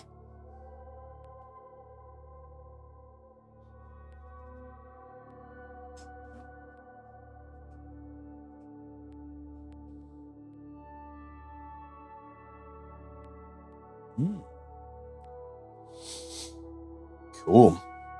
The weakened part has a resilience of 4, and it has 5 wounds, so if you wish to carve an entrance, you can do so. You just need to give me an attack. Just roll against the servitors if you need to roll against something. You just have to get... You need to beat 4. Oh, no, it's... Hang on, no. Defense is non-existent. It's resilience 4 with 5 wounds, so as long as you do more than 9 damage, you Gucci.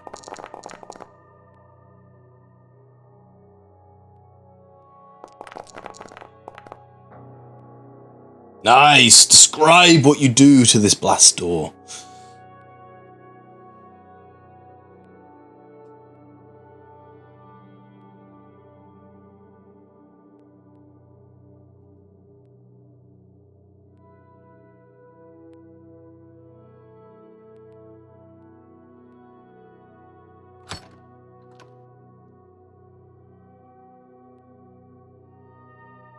Nice. There is now a hole in the large blast door.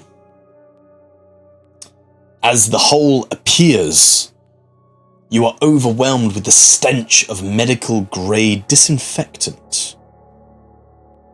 You are met with a most disturbing sight.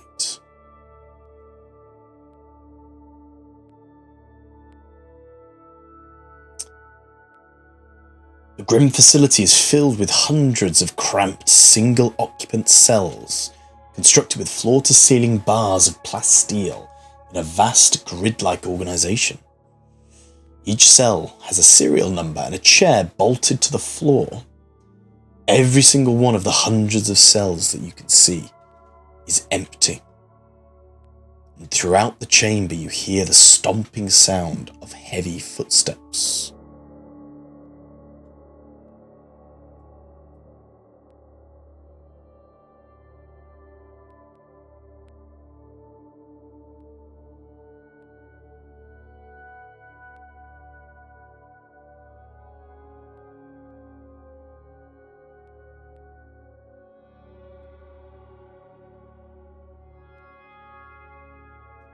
Wardens.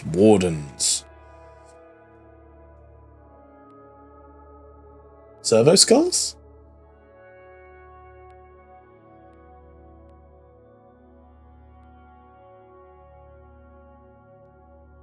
Oh, yeah.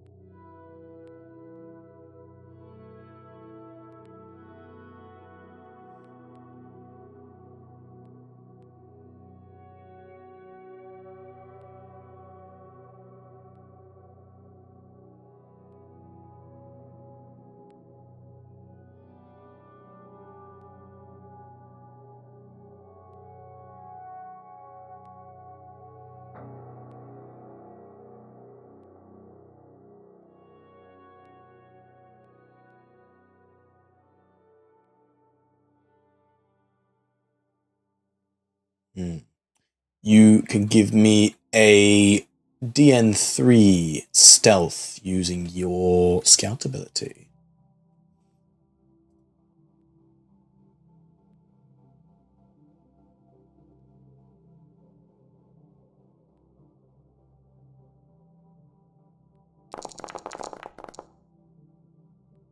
Nice. Yeah, you sneak into the facility. You can see what appears to be 4 warden servitors. They are stomping, patrolling. They are stomping and patrolling the corridors, the empty cells. But they have not noticed you. At the far end of the room, you see a red glow of the Baroque central spire.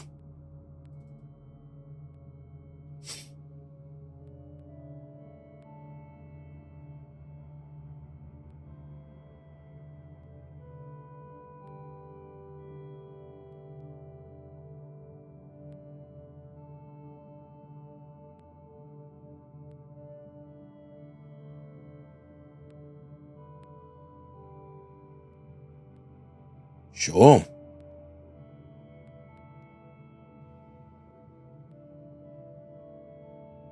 Give me an attack.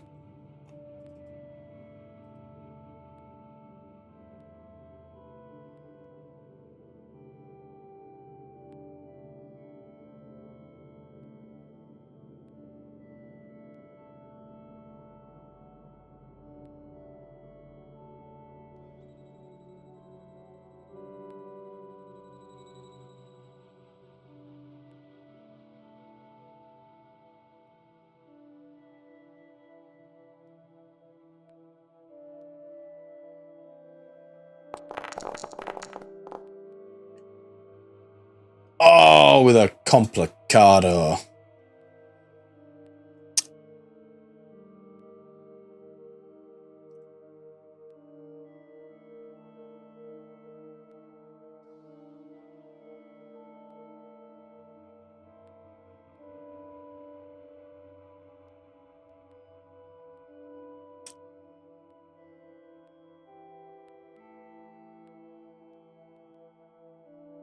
Okay.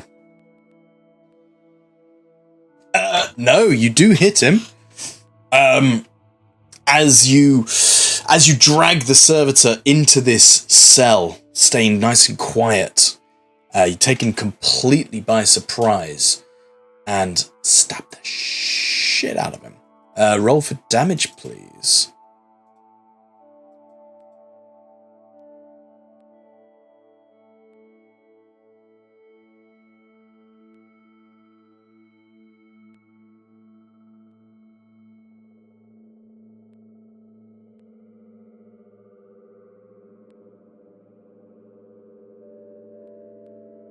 Go for it.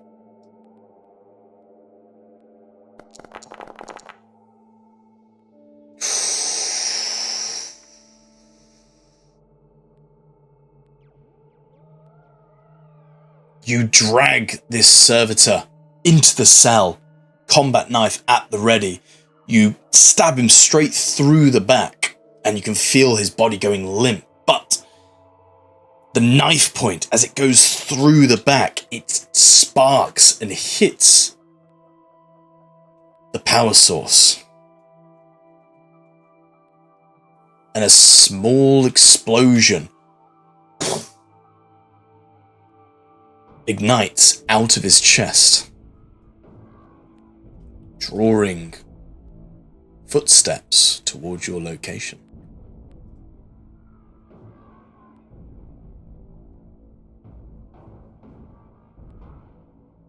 The cell. So, you know how you can see through all the doors, none of them are blocked? It's like, it's just bars. There's not, it's not like a barrier or like a block. It's just solid bars.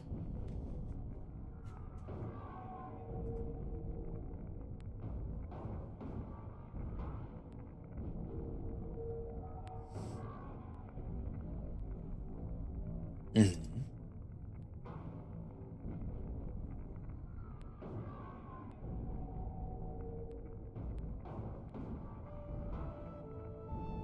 Sure, give me another stealth roll. This time it's going to be a DN6 because they have been alerted. Yeah, that's fine.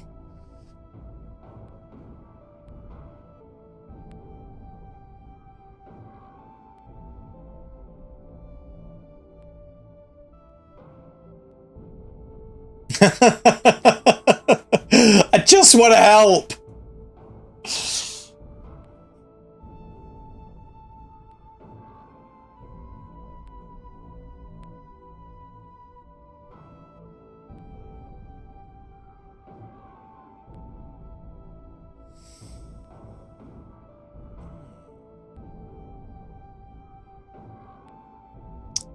You would have heard the explosion. You don't know the context of the explosion.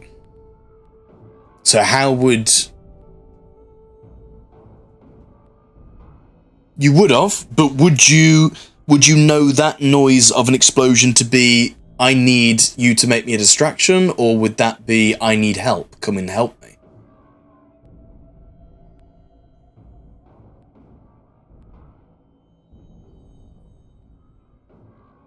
Mm-hmm.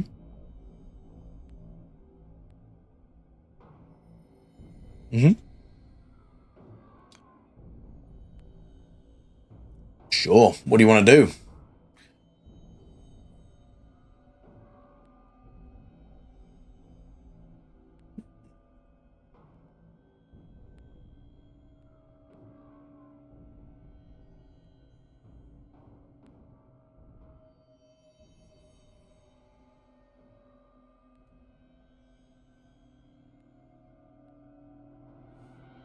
Okay, I like that.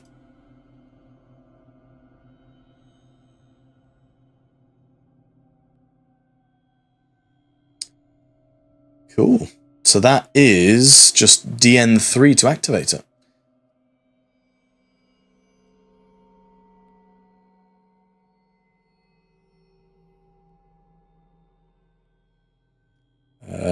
So what, this one here?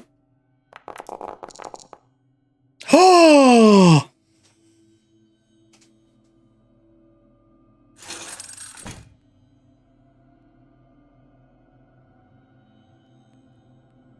Back to regularly scheduled... Oh, sorry, this one. Okay. Regularly scheduled broadcasting. Okay, roll that perils. I mean, the perils could be more distracting than... Oh my god. Oh! Oh my god. Oh my god. 25 meters, that's... Interesting. Okay. Uh-huh. Oh, thank god you don't get those. Uh-huh. Uh-huh. Okay. Okay, right. Sure, that happens. Right, right, right, right.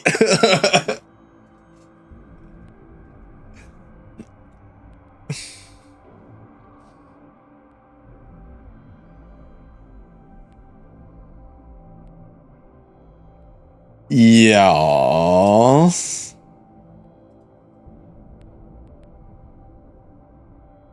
Uh-huh. Mm-hmm. Mm-hmm. 15 plus double rank meters.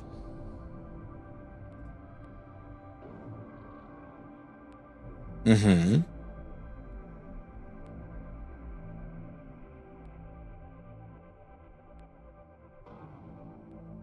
Wouldn't stop it from happening, but you guys wouldn't get the shock.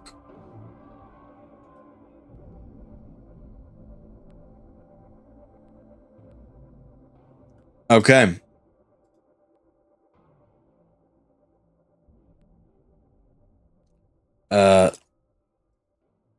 So...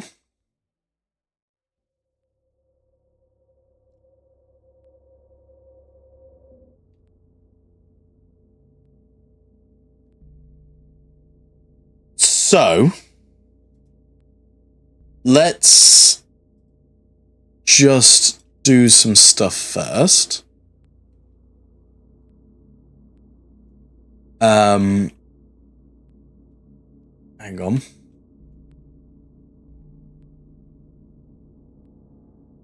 Oh, come on. Right. That is a person down there. But he's 23 meters away. Okay. So.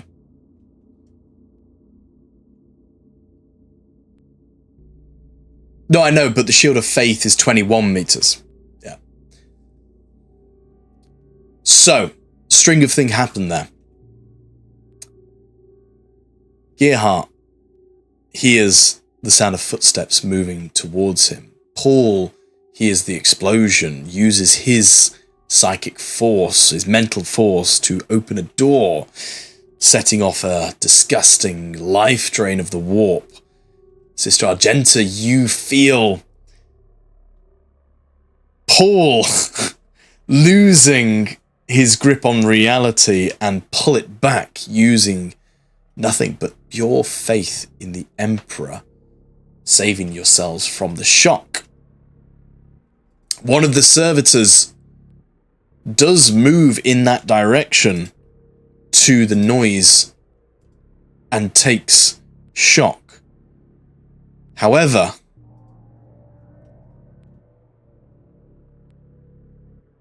nothing happens differently or untowardly to that person who moved away. Another servitor, he moves closer towards Gerhardt. You know this this peril has happened. You know in your heart of heart that the only thing that saved you from feeling something is Sister Argenta, but this servitor moves forward as if nothing has happened, and so does the other. I was going to say that would start combat because they haven't actually received anything. They just continue onwards. So back to Gerhardt, who is going to give me a... No. So Gerhardt, now you're going to roll me a stealth test. It's still DN6, but one of the servitors has been distracted.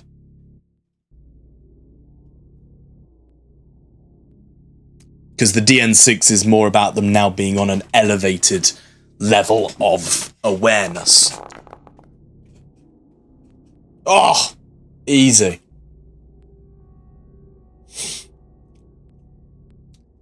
Gerhardt, describe to me the shadow that is Lord Gerhardt as these servitors stomp forward.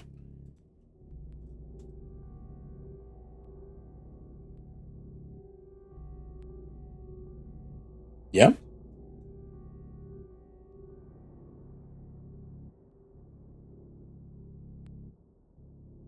Mm-hmm.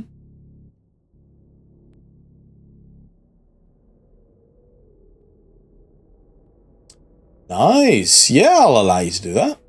Yeah, go for it.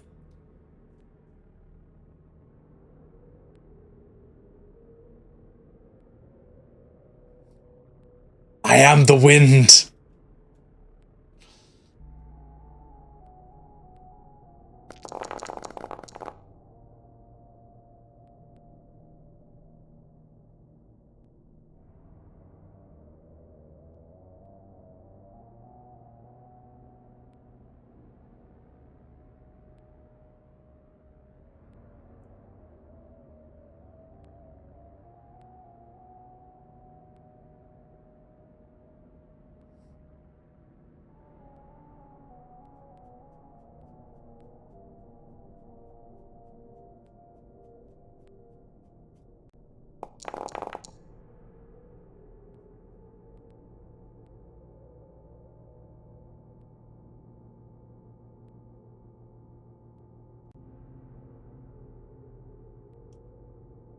Nice. Oh, yeah. Cool. You do that. Do you do anything with the body?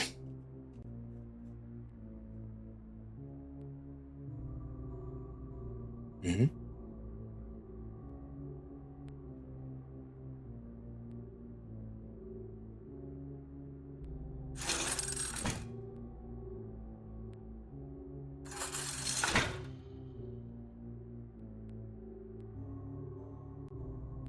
Wonderful.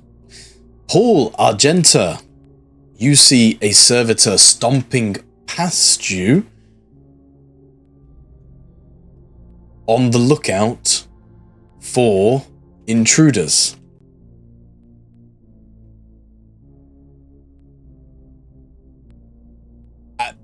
I think the combat servitors at the start would beg to differ.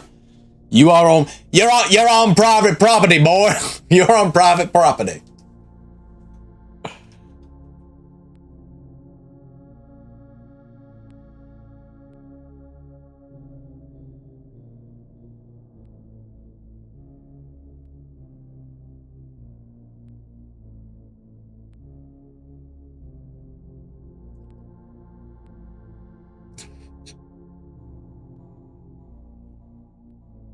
There we go. The servitor stomps past to where the noise of the explosion happens. And as he gets closer, you hear klaxons of as the eyes of this warden go from an amber to red as they enter a combat state. We will drag everyone into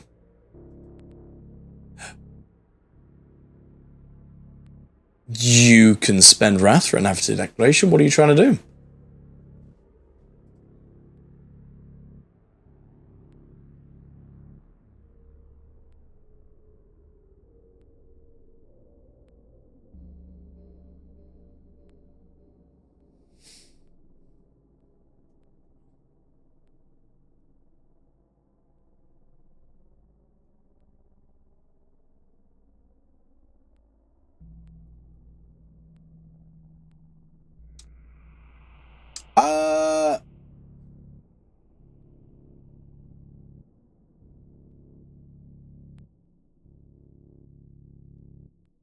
We'll have an initiative off.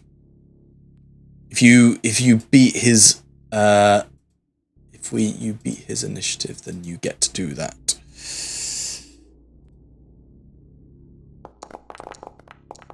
He gets a 3.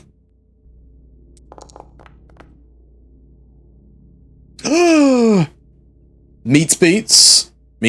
So I'll allow you to do that. You spend a point of wrath for your narrative declaration. Go for it. Do your attack.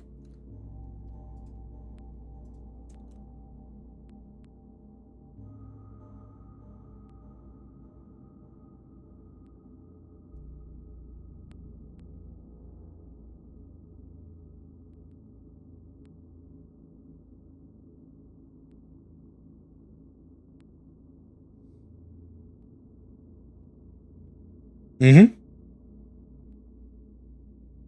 Go for it. Clavicle, yeah. Nice.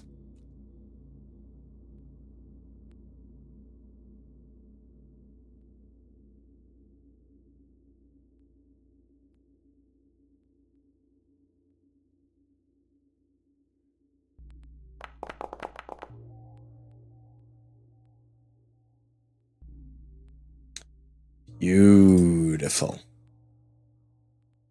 Another servitor falls asleep.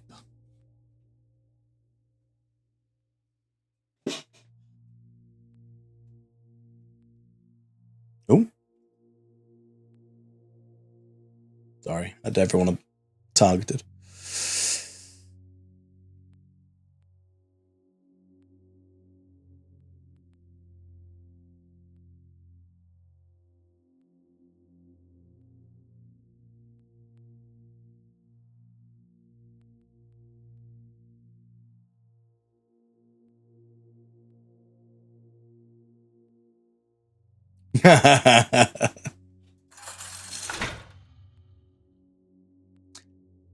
Sister Argenta, as you step into the prison area, give me a DN6 stealth test, please.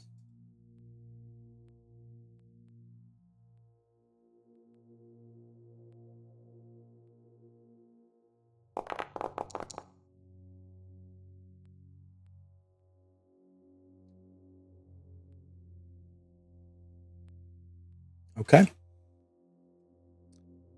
Your power armor. You have glory.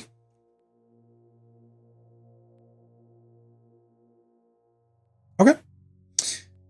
Your power armor, the heavy footsteps. Although Gearhart is clearly the bigger entity, he carries his weight much more lightly. And the noise reverberates around the room. And you hear the footsteps start to get closer to you.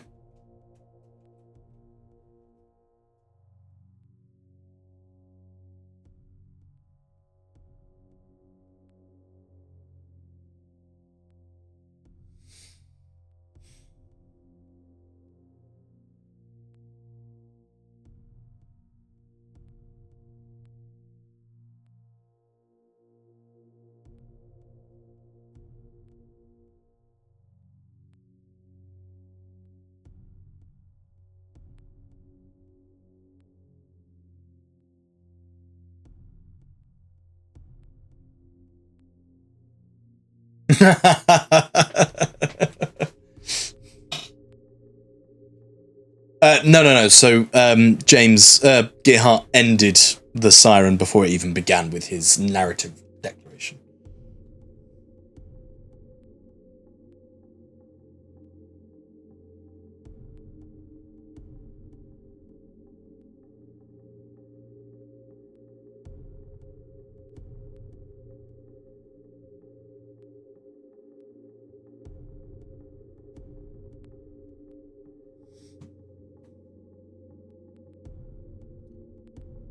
You can see all the way through the bars, so that's not a problem. You can see that.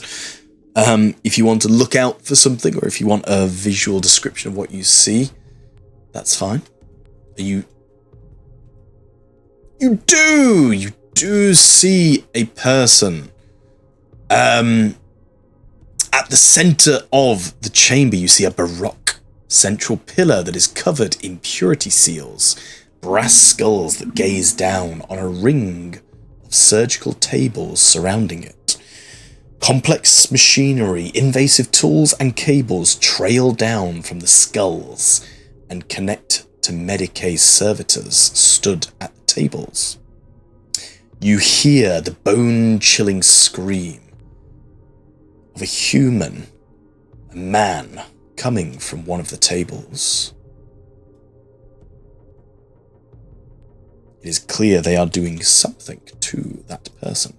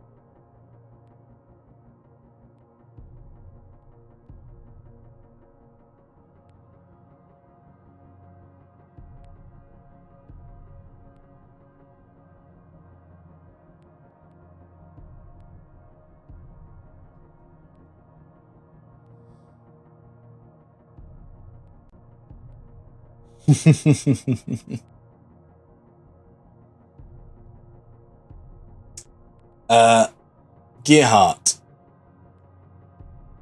Argenta, give me a initiative test, DN2.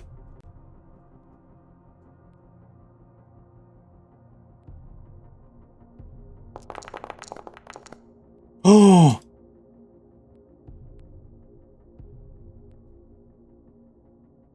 Nope. No, they don't.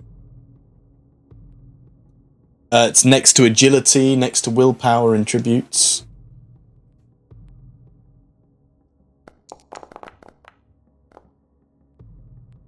Nice. Gearhart, up to you. Roll complication or give it over to me.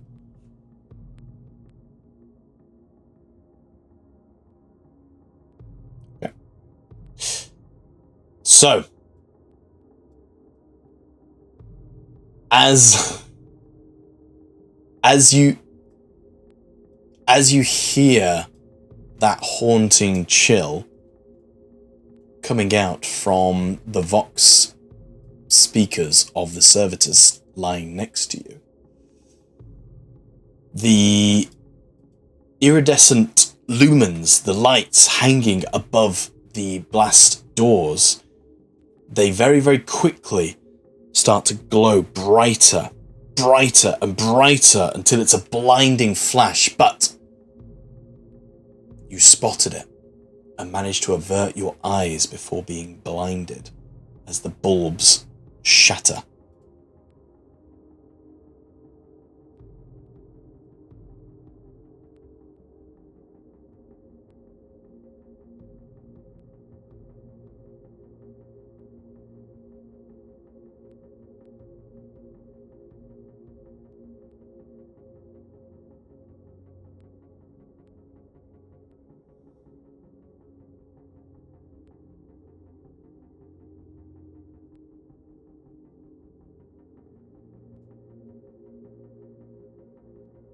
Sure.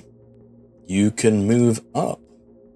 The DN from last time will still hold, so just move up to where you want to go.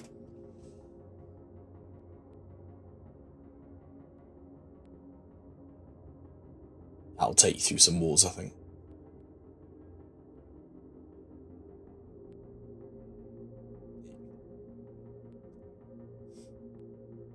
No. I said the DN6 would hold from last time.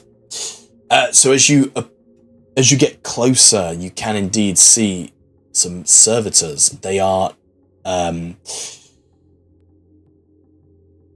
an Imperial enforcer strapped to one of the tables. A brass skull-shaped helmet is that's plugged into the central pillar has been jammed on his head. Jolts of motive force seem to pass through and into the victim, with each jolt creating another scream from the enforcer. The two servitors, they lean over his body and begin to methodically slice the human torso, removing unnecessary organs with ease.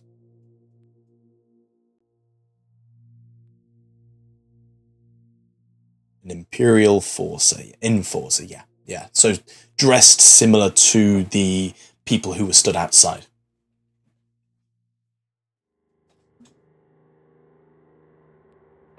Yes.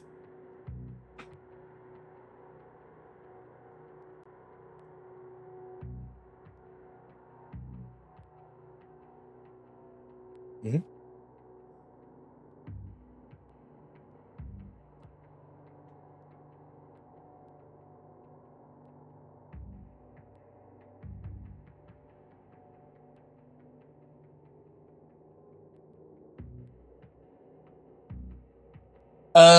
What are you trying to glean? Whether it's like a catfish, like they're trying to trick you into, like. Oh no! It's 100%. Everything about it looks exactly, as I say, carbon copy of what was stood outside. Just RBT's armor that's been stripped back. He's clearly human flesh.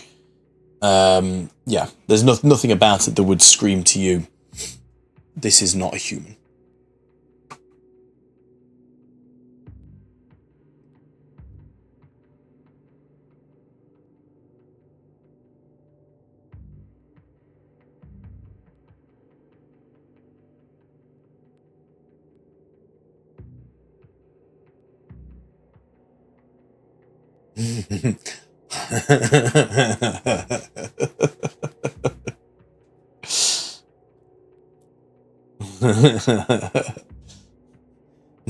My Lord Gerhard, are you trying to seduce me?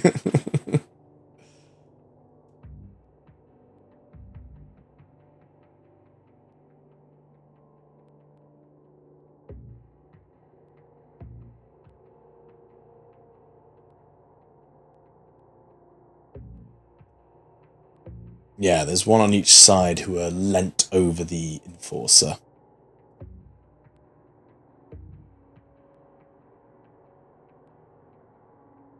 Ooh, because you haven't moved.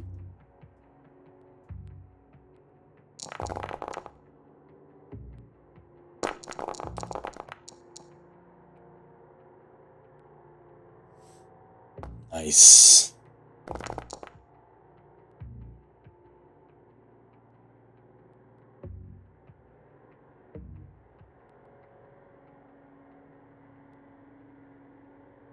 Can't shift now. Oh.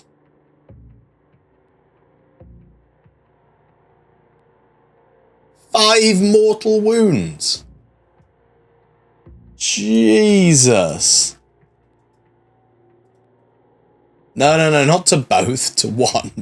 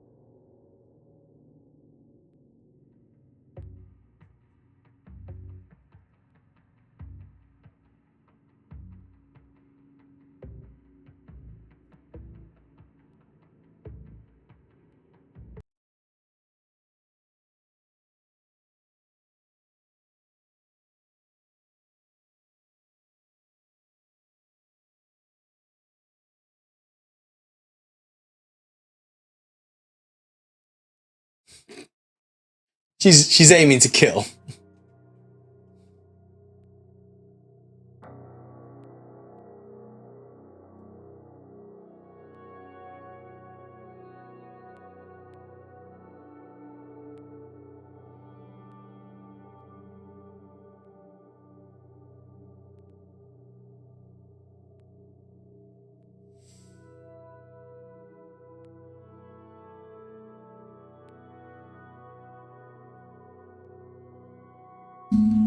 Hang on. You're doing too much stuff there. You've now turned this into a cooled shot. Is this a cooled shot? Okay, that's fine. There's flavor, and then there's like I'm trying to shoot through its arm to disarm it. Like that's a cooled shot. Like I'm gonna shoot through like a specific part. Cooled shot. You're aiming to shoot. You're hitting it. You're killing it. That's fine. But if you're trying to add extra things, that's in cooled shot territory. So cool. You can describe to me the unspeakable carnage on one of them.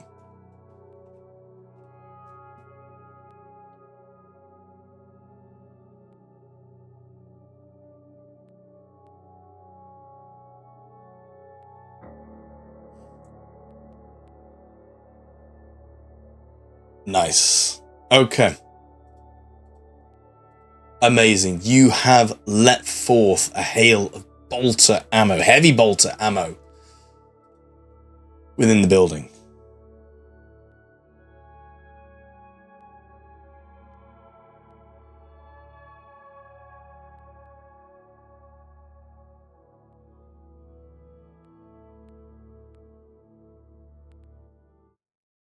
What is Emperor's will? That we fight and die. What is death? It is our duty. Amazing. Right. Seeing that, the Warden Servitor is going to charge straight at the noise that is Argenta. For some reason, my game is being so buggy. Right. Charges forward. Raising up its power maul. Shock maul. I'm going to try and bop you on the head.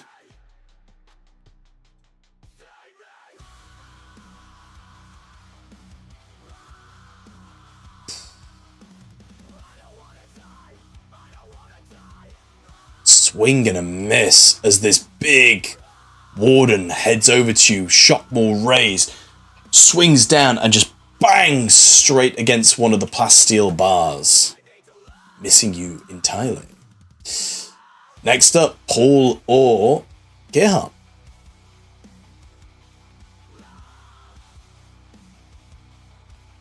Paul, you're up. There's a Warden Servitor straight at you.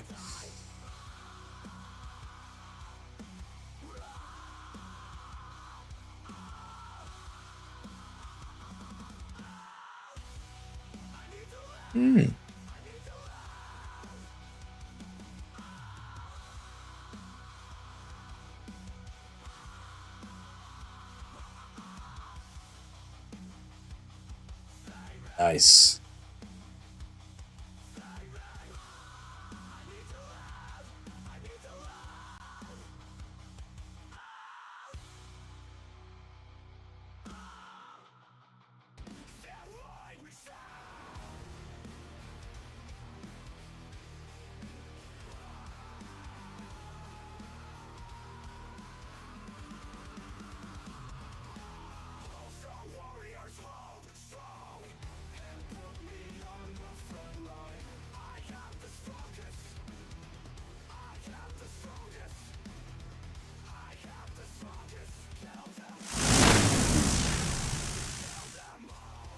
Roll damage. This is Crush, isn't it? So he needs to roll strength test. There we go. Oh, doesn't even have to do that. He is dead. Describe what happens to this servitor. It is very, very dark. The only real light source was the lumens above the door, and they have now exploded in a fiery flash. It is dark outside.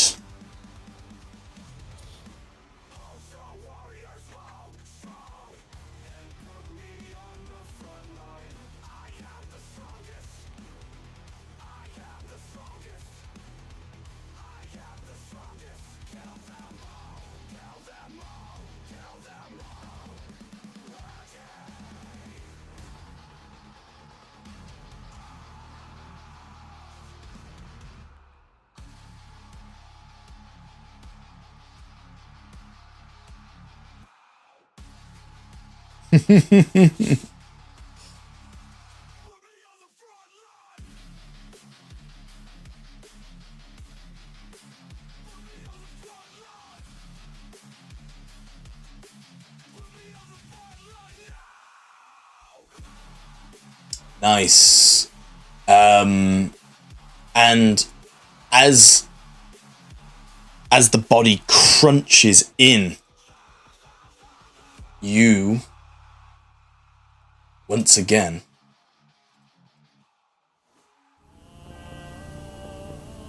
hear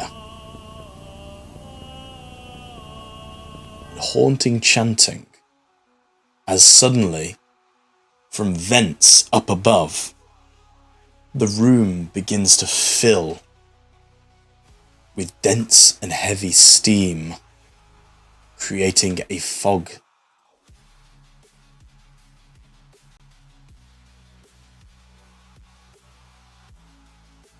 Certainly Argenta and Paul hear it. It's radiating from the servitors next to you.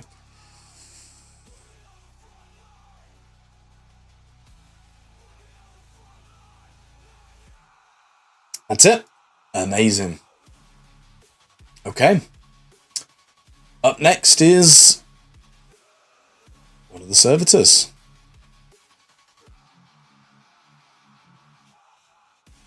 Okay. Where are you? This one.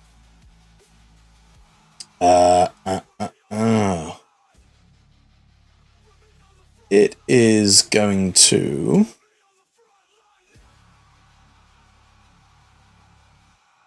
move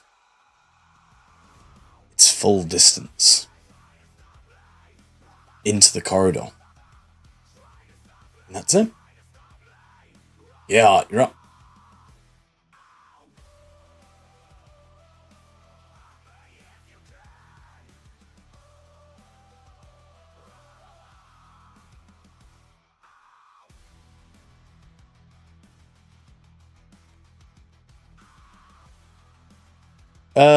Open and unlock door is free.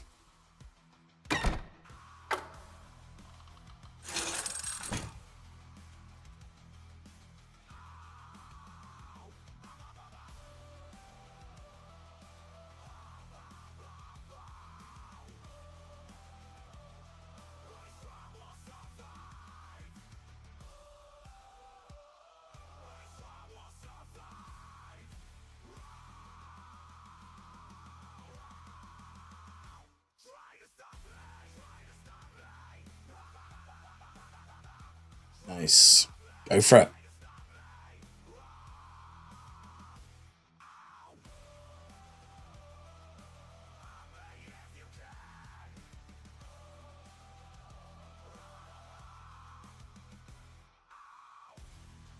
Has taken a turn. Yeah, has taken a turn.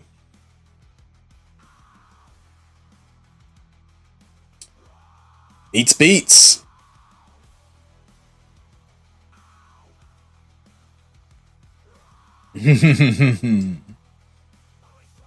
More is good.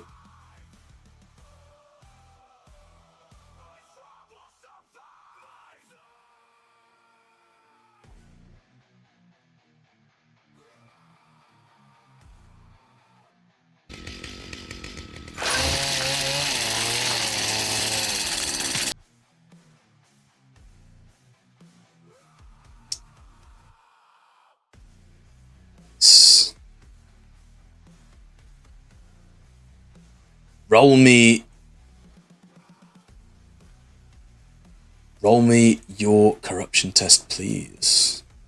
As blood splatters out of the Medicaid servitor.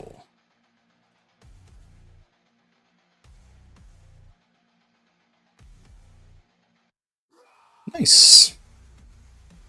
Okay, anything else you want to do?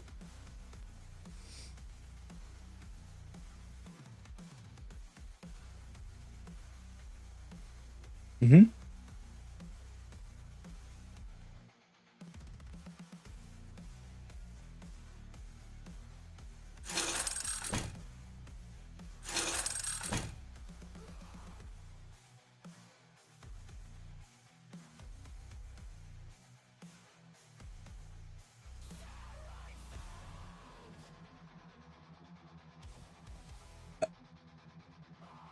Yeah, that's because you've ran into a cell. You want to run, yeah, you want to run like that. So you're in a cell now.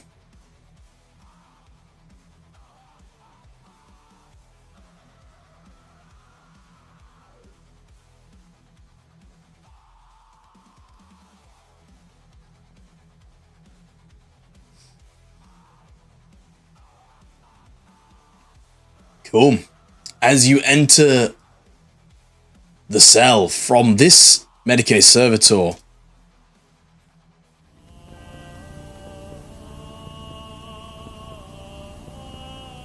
you hear the haunting noise come from the Vox as the cell door slams shut.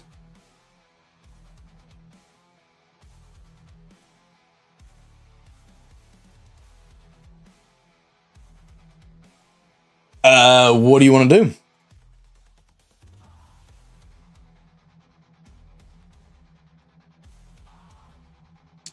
Ooh. Ooh. Yeah, I like that you're I like you trying to strengthen that.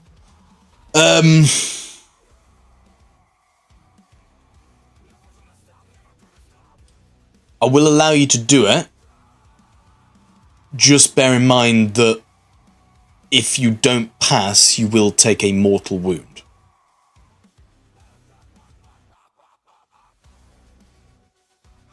Okay? So it'd be a DN4 strength test. Mm-hmm.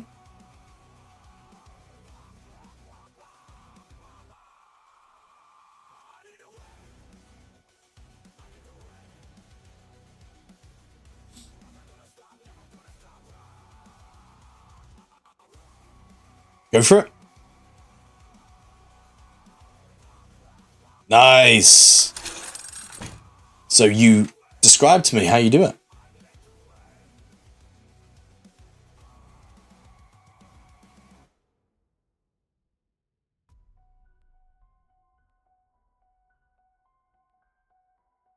Nice. Mega powers it.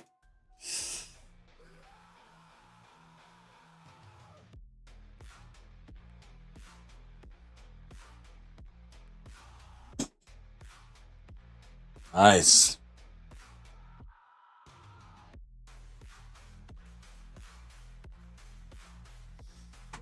Okay.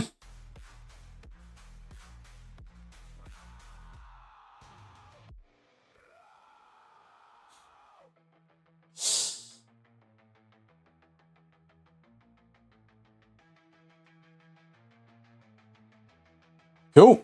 Medicae Servitor charges up to you, Gearhart. Its mechadendrites poised, unusual and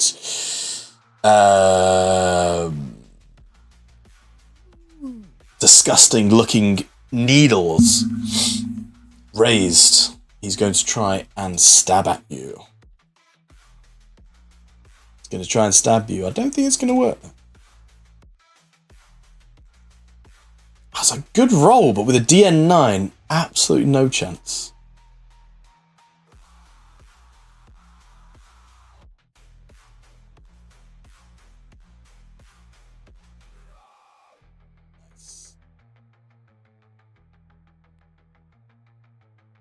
That's another crit. Yeah,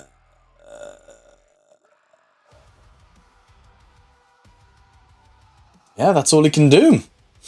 Okay, round 2. Who's up first?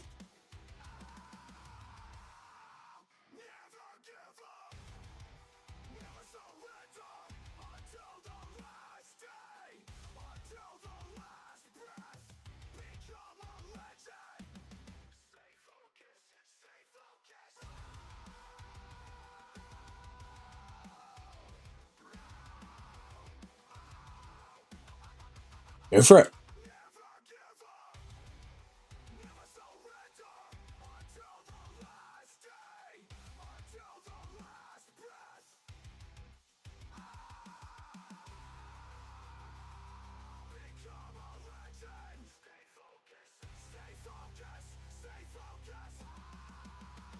I just want to love you.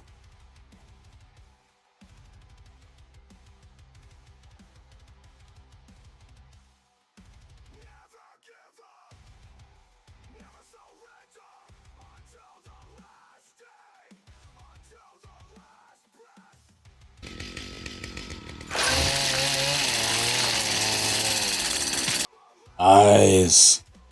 Tell me what you do.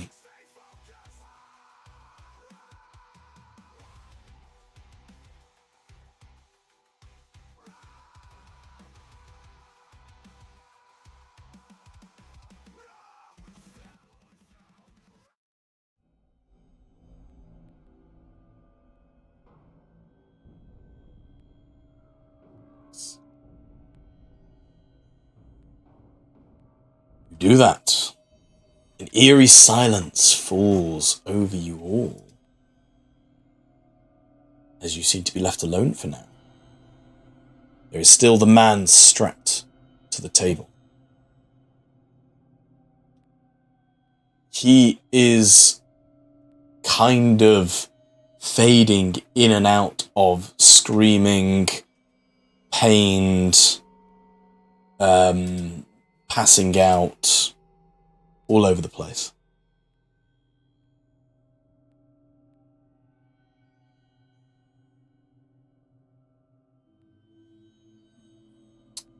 Argenta, as you approach this man, you have studied medicine enough to know that this man cannot be saved.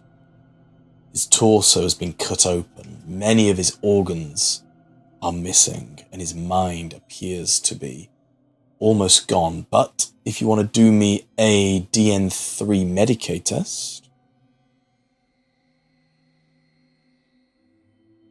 not mercy killing. Nice.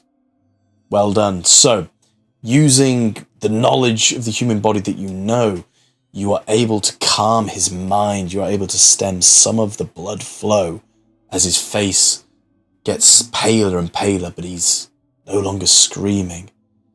And he just says,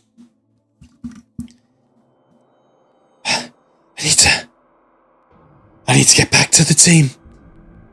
I need to get back to the team. I can't abandon them. No. No. I must. No. As his life essence leaves him.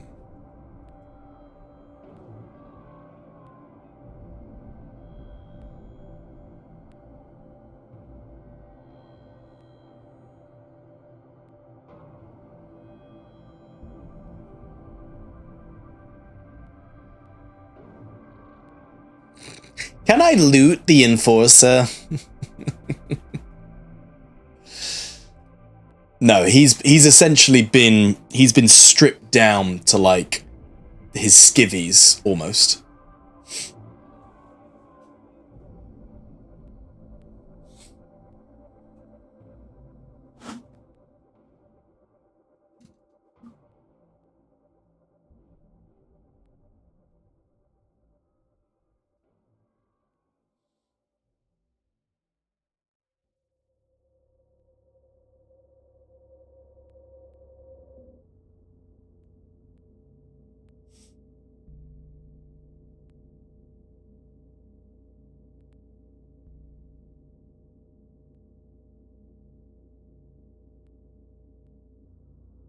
You are still surrounded by steam with very limited vision. But what you can see is more cell blocks further to this side, and you see the faint glow of a control panel next to a door here.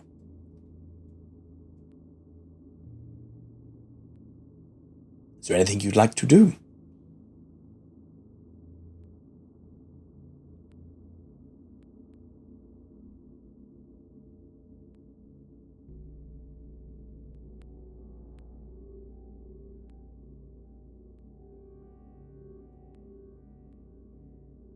It's going to be a tricky test because of all the heavy steam.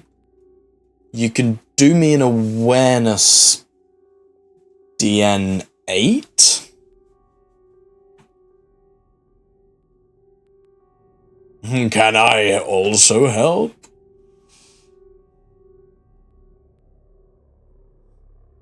He can help if he wants to. If you want to pass on what you're trying to do to Lord Gearhart.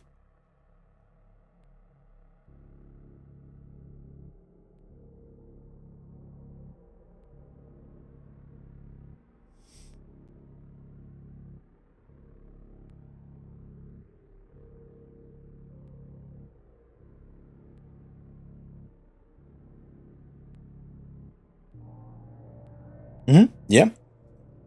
Yeah, so DN8 with +3, please. Ooh. Nice. You do. Yeah, so you look around, and through the steam, you don't see any pick lenses, any sort of surveillance cameras built into the walls themselves, but you do notice the gleam. You notice the gleam in the servitor's eyes that reminds you of lenses you may have seen in other facilities.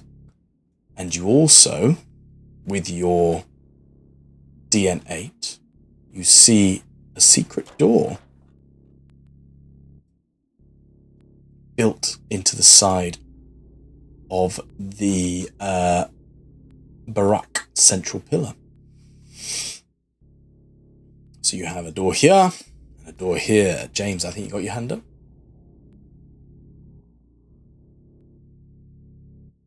Okay.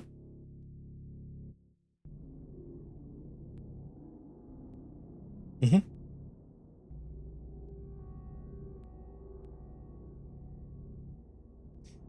That's just my attempt of kind of creating a visual, like, door control panel that you might use to open a door, yeah. It's not necessarily like a handprint where you'd need to have your biometrics registered. It's more just a cogitator that you could integrate with to open the door.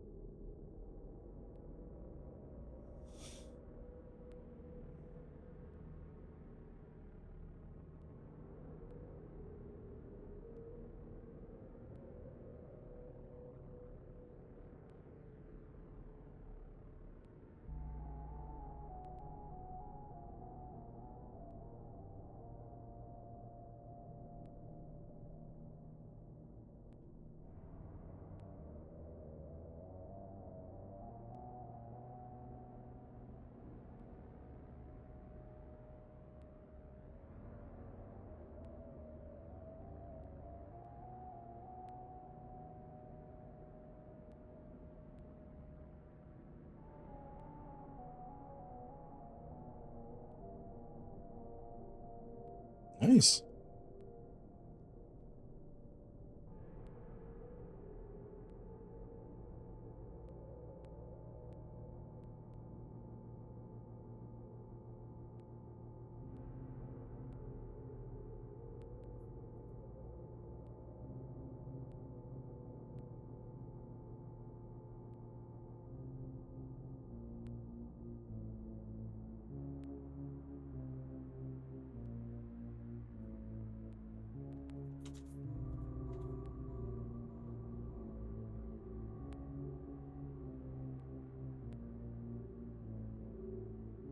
What are you doing? Why do you stab out my eyes?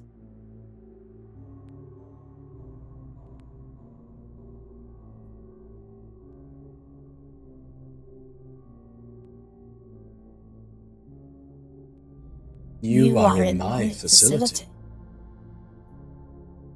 You interest me.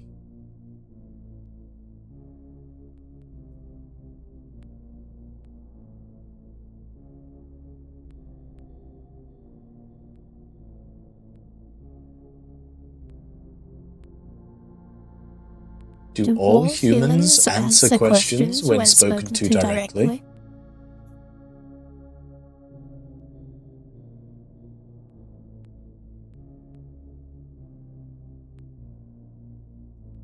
So yeah.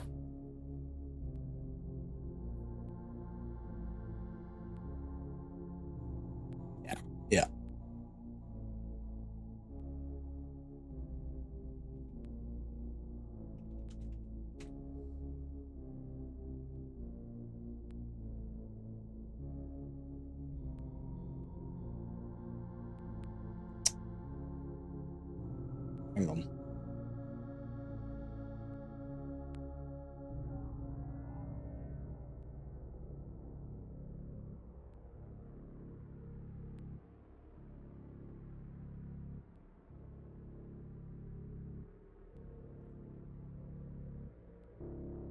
I don't think you're in any position to make demands of me. But I might enjoy playing with you.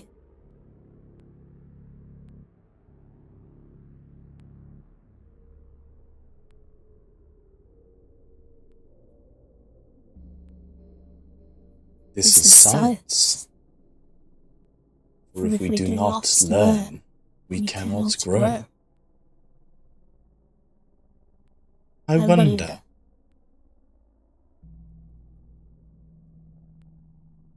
And as you hear the I wonder,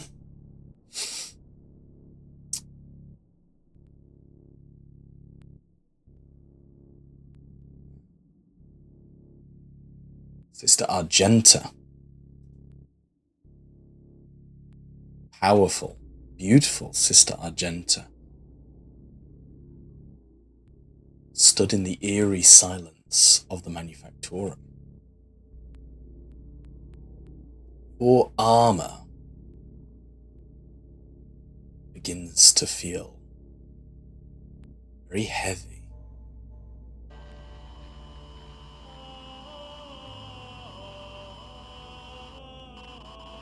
The weight of it pulling you down, even the strength of many years of practice, it's just the life essence of it has been drained out. And you are now hindered.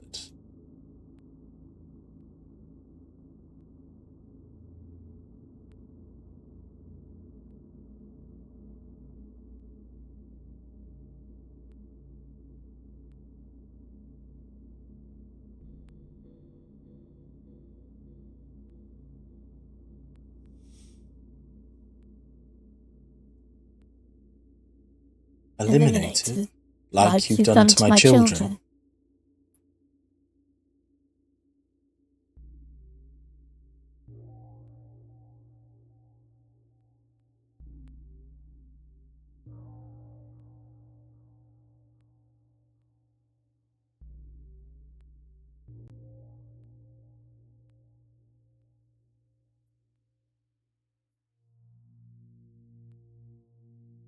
I have one purpose: to create servitors. I have done this. I continue to do this. I create. You destroy. Why do you destroy?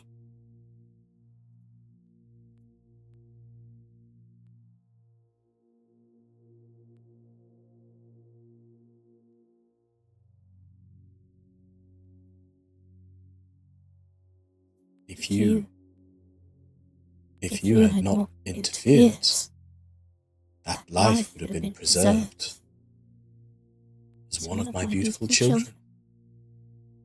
It was you stopping that procedure, allowing that motive force to expire, that has killed it.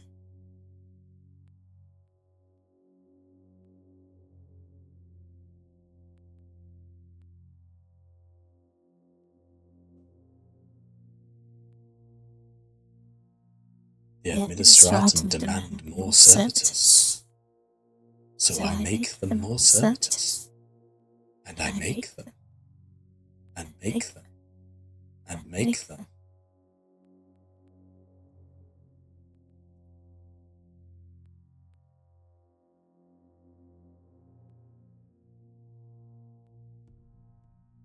Nice. You do that. You shoot them, Argenta. Roll me some attacks if you're shooting them.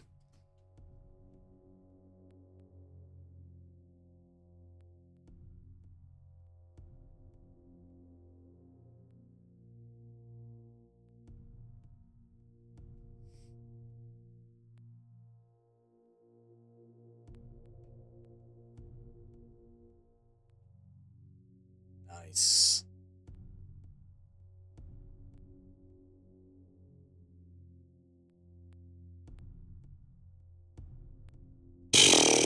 I mean, this is more about destroying them than anything else. So yeah, you lay into one of the servitors, completely destroying it as awful electronics fly out from the body. Sure, get a point of wrath.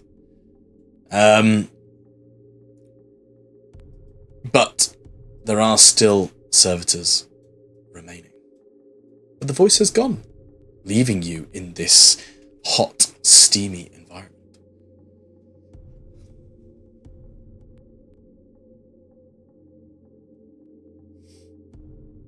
You want to try and boot open it? Okay.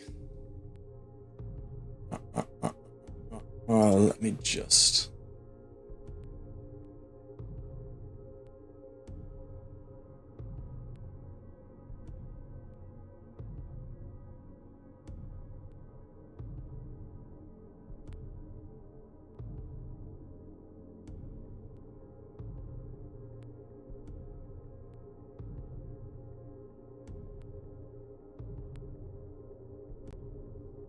So you attempt to put the boot through this door, but it does not budge.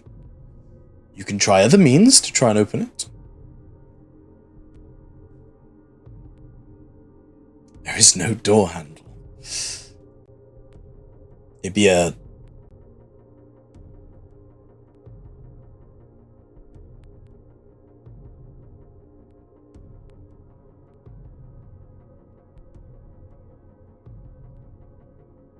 Okay, give me...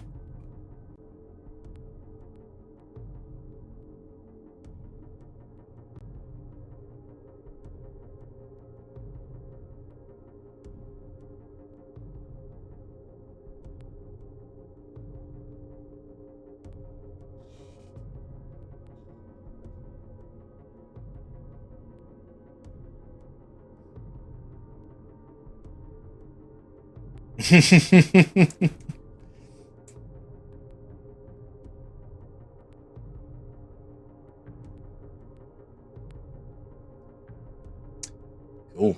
Give me a attack test then.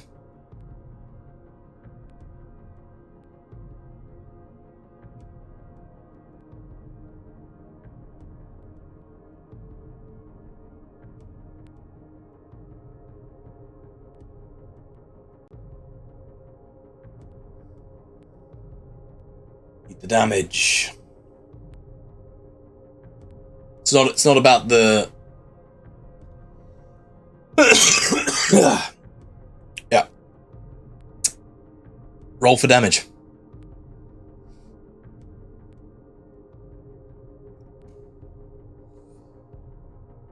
Really yeah, it's not really a crack. Sure, I'll give you the +3.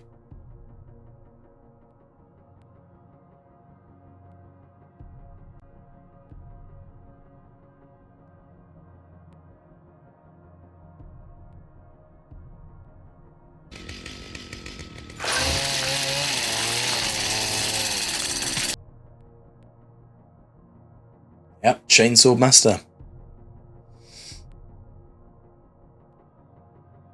Nice. The resilience of 8 and 5 wounds. You can open the secret door.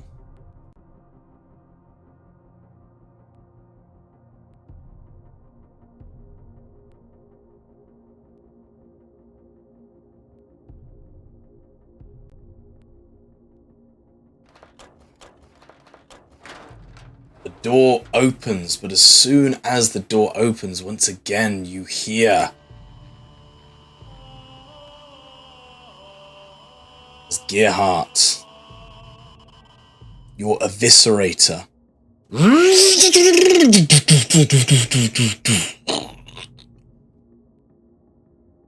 begins to cut out. However,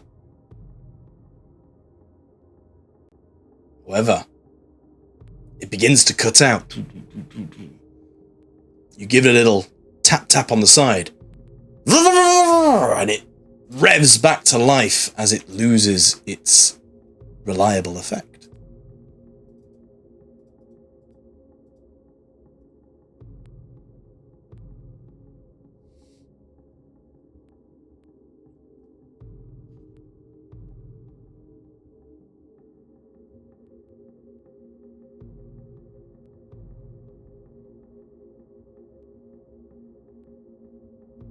Inside you see an elevator.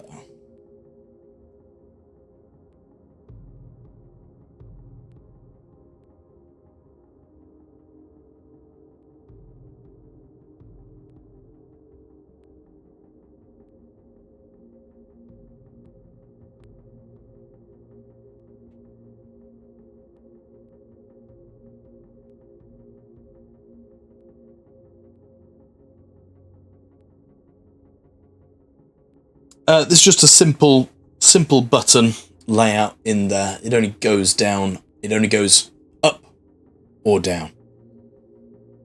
3rd floor, 2nd floor.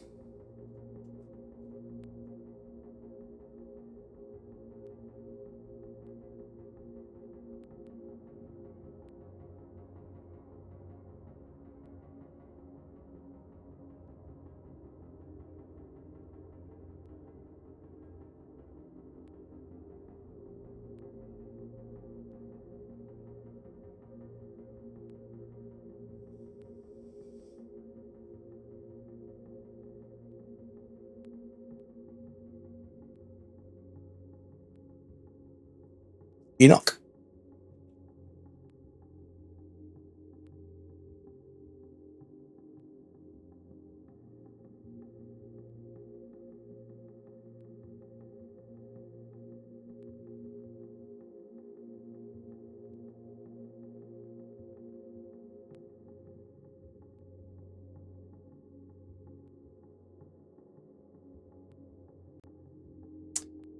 You know that if you roll me a DN6 tech test, you will be able to open it.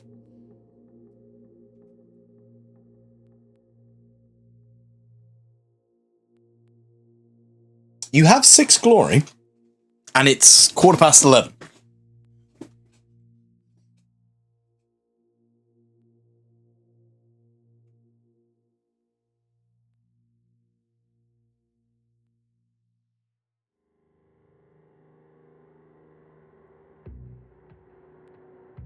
Is there anything that Sister Argenta could help with and maybe use a point of faith?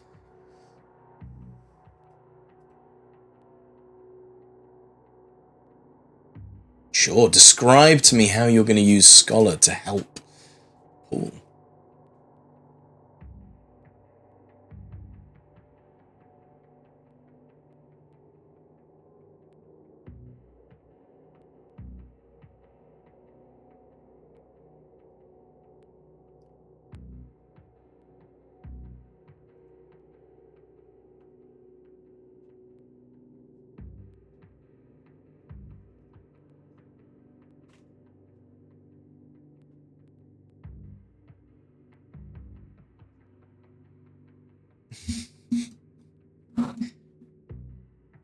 Don't forget the incense and burning the candles. Cool. Are you burning a faith point?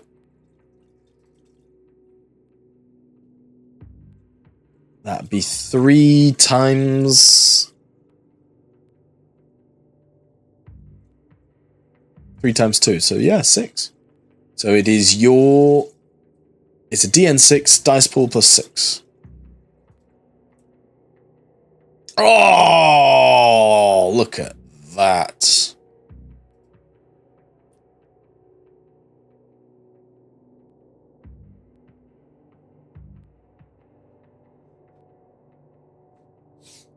Cool. Paul, your fingers dance over the keypad, and as the door opens,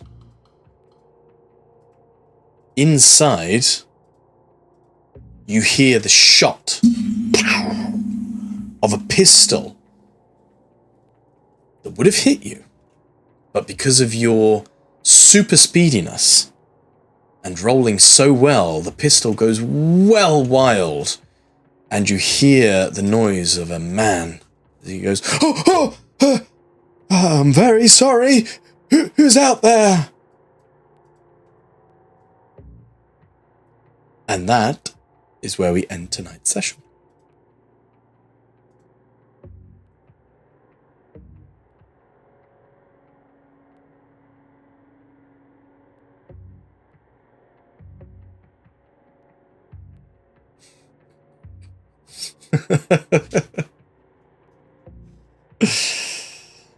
Oh, man. That was good. Well done. Very good.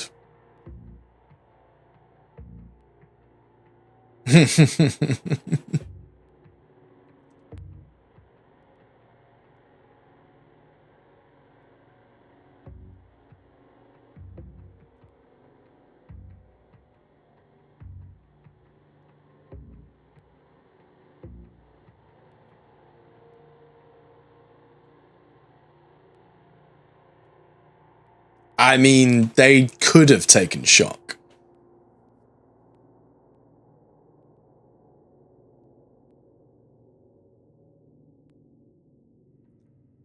Yes, sneaking about.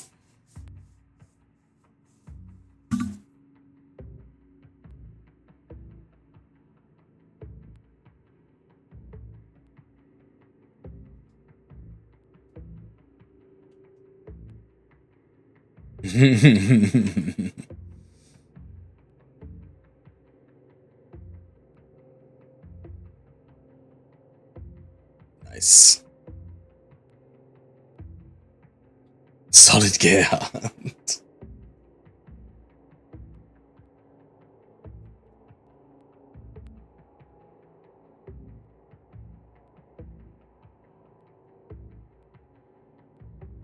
It's solid gear heart, isn't it?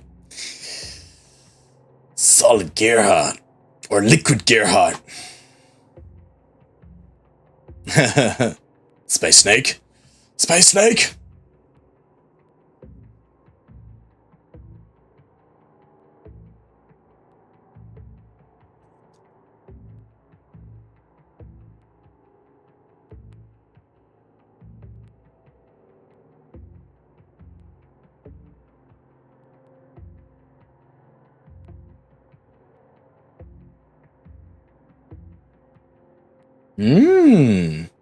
Alarms were avoided.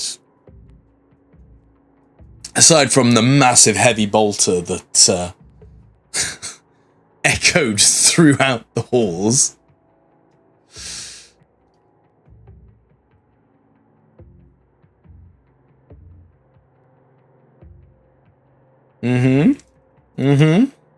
Still a big boom.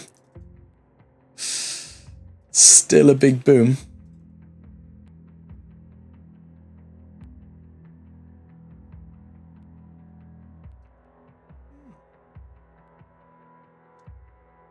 So welcome to Pakthertius.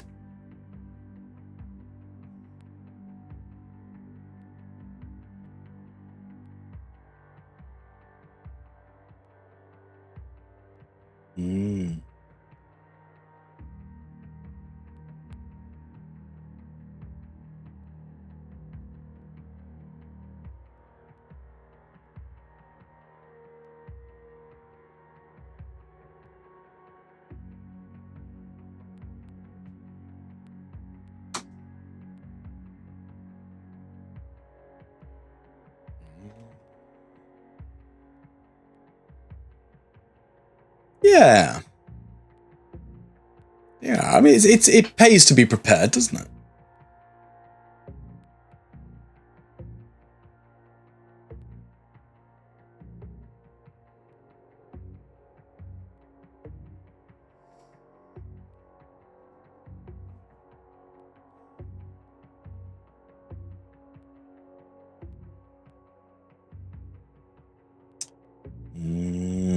AI bad.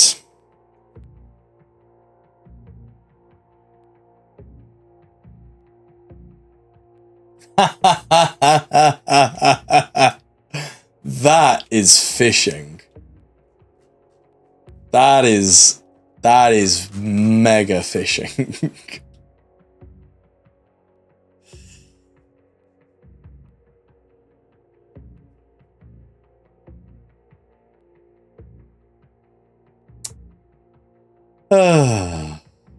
Right, let me just read this.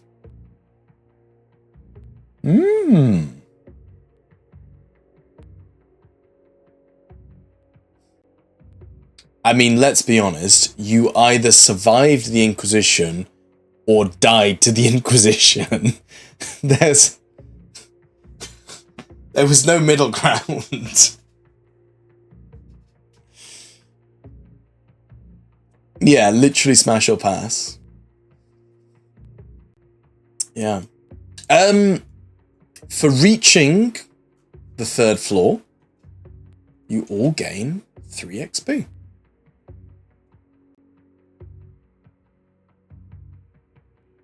Congratulations.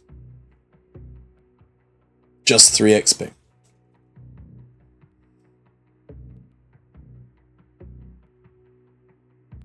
Right. You only had 3 XP worth of them. I'm very sorry. Right. Bye-bye, stream.